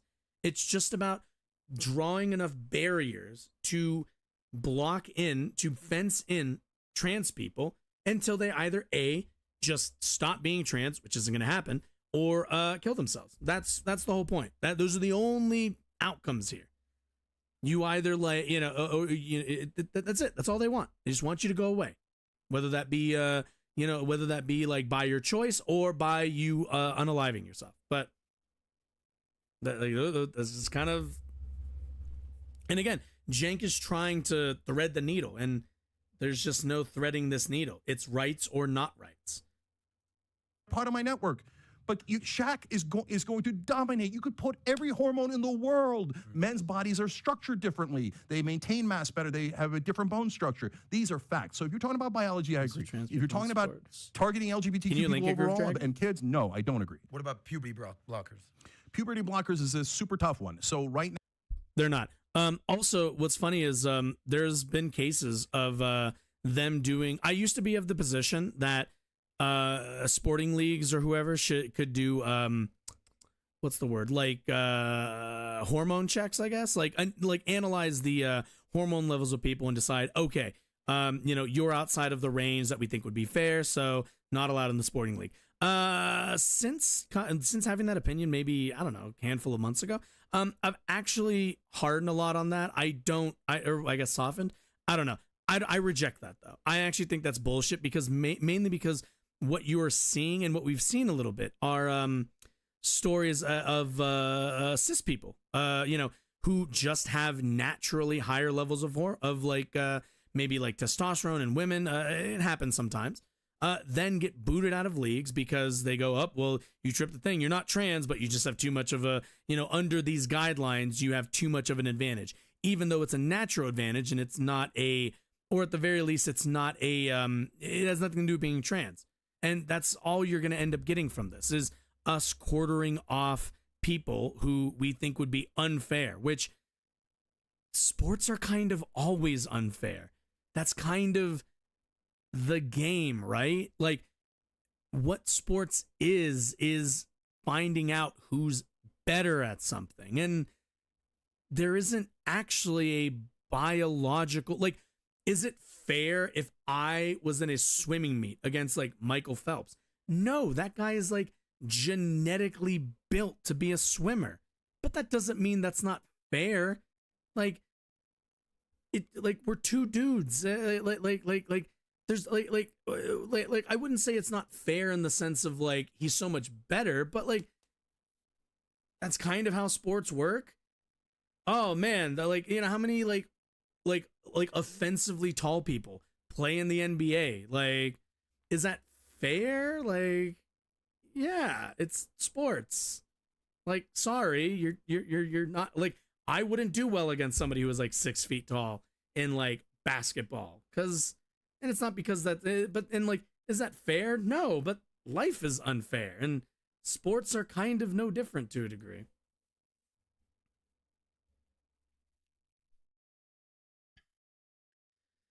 Let's see. I'm going to talk about a shrinker confining a teacher if the family is against them. Yeah, and especially if they can't talk to a teacher if there are laws written that teachers can't withhold that information from parents who might be transphobes.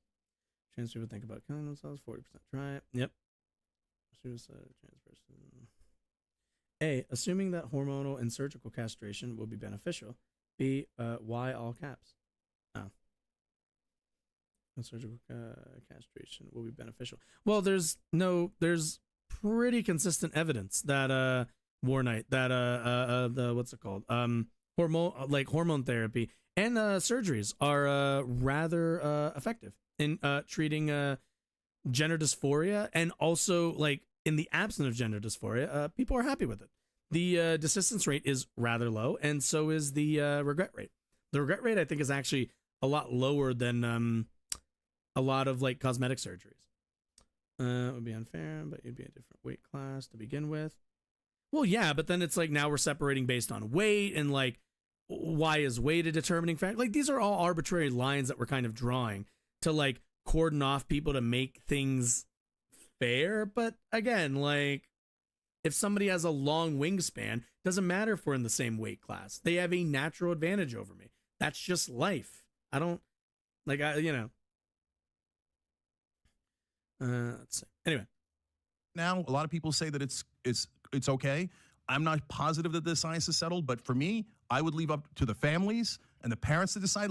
Republicans say, oh, we're really trying to protect parent rights when we ban these books, etc. Then you go, okay, parent rights on hormone therapy. I don't know their kids. I don't know their situation. And I'm not sure I know the science any better than the parents do. I'll let the parents make the decision. And then the right says, no, goddamn parents, they're not allowed to make the decision. The government is going to make the decision for them. I don't agree. Would you say this is the #1 culture war in America right now? It is, and I'll tell you why. Because the right wing picked it, because they think, okay, and they tried different things. They said, all right. It's a wedge issue. It's like the sports thing. It's a wedge issue. It's something that people can think about and focus on, and something that's understandable, like sports and fairness and stuff like that. When in actuality, as much as I know we spent time on it, but at the end of the day, it's just the rights of individuals and people, and these groups of quite a few people in the country. I think trans people are only like 1%. So we're not even talking about like some insane level of unfairness. And at the end of the day, the rights of people matter more than fairness in some sports. It's fine.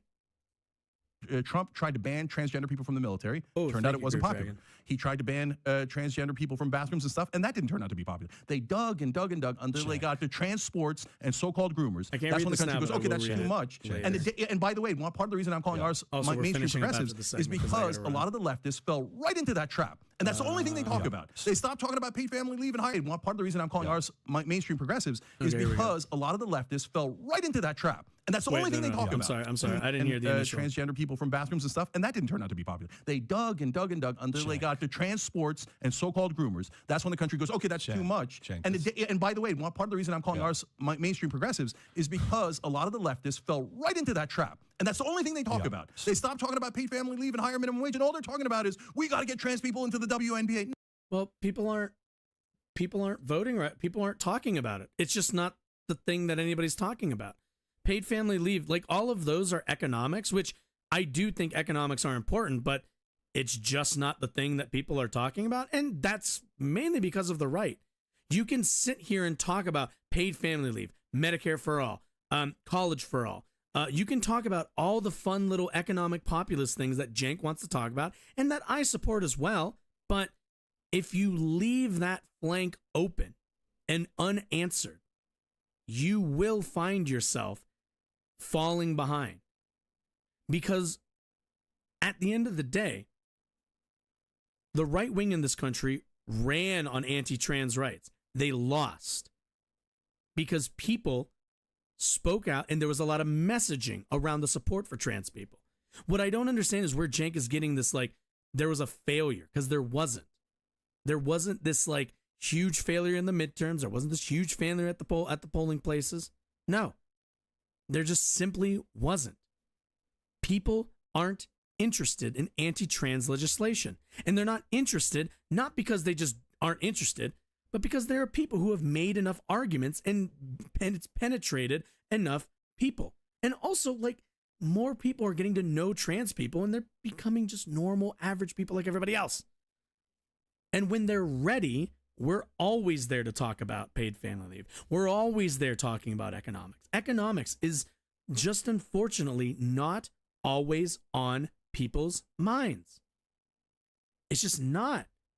Under Joe Biden's presidency, economics have taken a huge backseat to culture war shit. And it's mainly because that's all the right wants to talk about, because they don't have economics to talk about. But the big thing is, like, that's okay. We can keep defeating them on all of the culture war stuff. We've been doing it for 3 years now. They're not gaining ground. More people aren't being convinced by Riley Gaines. More people aren't being convinced by fucking Andrew Tate, are they? No. These people get their little bubbles and, you know, they do a little well for themselves, but they, like a lot of conservatives, they go back, once they make their money, they go back into hiding. We have to answer the rhetoric of today. You can talk about paid family. Like, what are you supposed to say? Oh, paid family leave, I support it. Cool. Is there anything going on that's related to paid family leave? There isn't. Okay. So why are we talking about it? There's just, it's not on people's minds right now. And I get that that's frustrating for people, but we don't always, the thing we're interested isn't always the thing that everybody else is interested in. And understanding and reading the room is a big part of that. No, that's not the biggest issue in America. So you're saying this is a cultural war that Republicans brought? I don't Yes, think so. 100%. The National Education Association, NEA, is the largest union in America. They got 3+ million members. They've been around since 1850s. It's a lot. I don't know what the years, but they've been around for a long time. Now recommends that teachers include the controversial book, Gender Queer, a memoir by Maya Kobabe on summer reading list. Can you go a little lower? If you look at some of the pictures in there, zoom in a little bit more to show these pictures. What they're doing, keep going, keep going, keep going, keep going, keep going, keep going, keep going, keep going. Keep going, how to give a blowjob, how to do this. Oh, by the way, this is a comic book, by the way. 11 years old, 12 years old, boys and boys. Yeah, bro, that's very weird. For you, by the way. No, that's easy to for you, no, but hang on one second. For you to ask me to be reasonable on the 12 weeks with 74% Republican. So this is what I wanted to demonstrate. Cenk does all of the talking about how he's not crazy left, how he's mainstream left, how they want to talk about this, they want to talk about that. But does Patrick Bet-David want to talk about any of that stuff? No. He wants to bring up genderqueer. He wants to scroll through the book. He wants to do all of it. People aren't interested in economics right now. I'm sorry. They're just not. And Cenk's not going to get credit by tracking to the right a little bit on this one issue so that he can get Patrick Bet-David to be on board with Medicare for All. Because guess what? Patrick Bet-David isn't going to be in favor of Medicare for All, because he's going to say, but what about genderqueer? And this is going to happen every single time. I've seen it a million times. They tell you track to the right just a little bit. Be a little bit more reasonable, and you'll catch some conservatives. Does it ever happen? No. Never happens. All you end up doing is cannibalizing the support you already have. Like I said, it's disappointing. But I also wanted to respond to a lot of the PBD stuff. All right, that's actually gonna be it for me, just because I gotta go. Reduce unemployment benefits. War night, interesting. Build more O's relying on public lands, so we're not reliant on Russia. War night. If you ever want to come on and talk about some economics, I'd be interested to talk to you.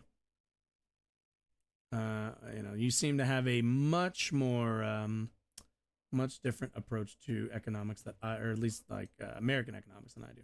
But either way. Before I get to, well, at least we agree on that. Fuck qualitative eating. Qualitative eating is such bullshit too.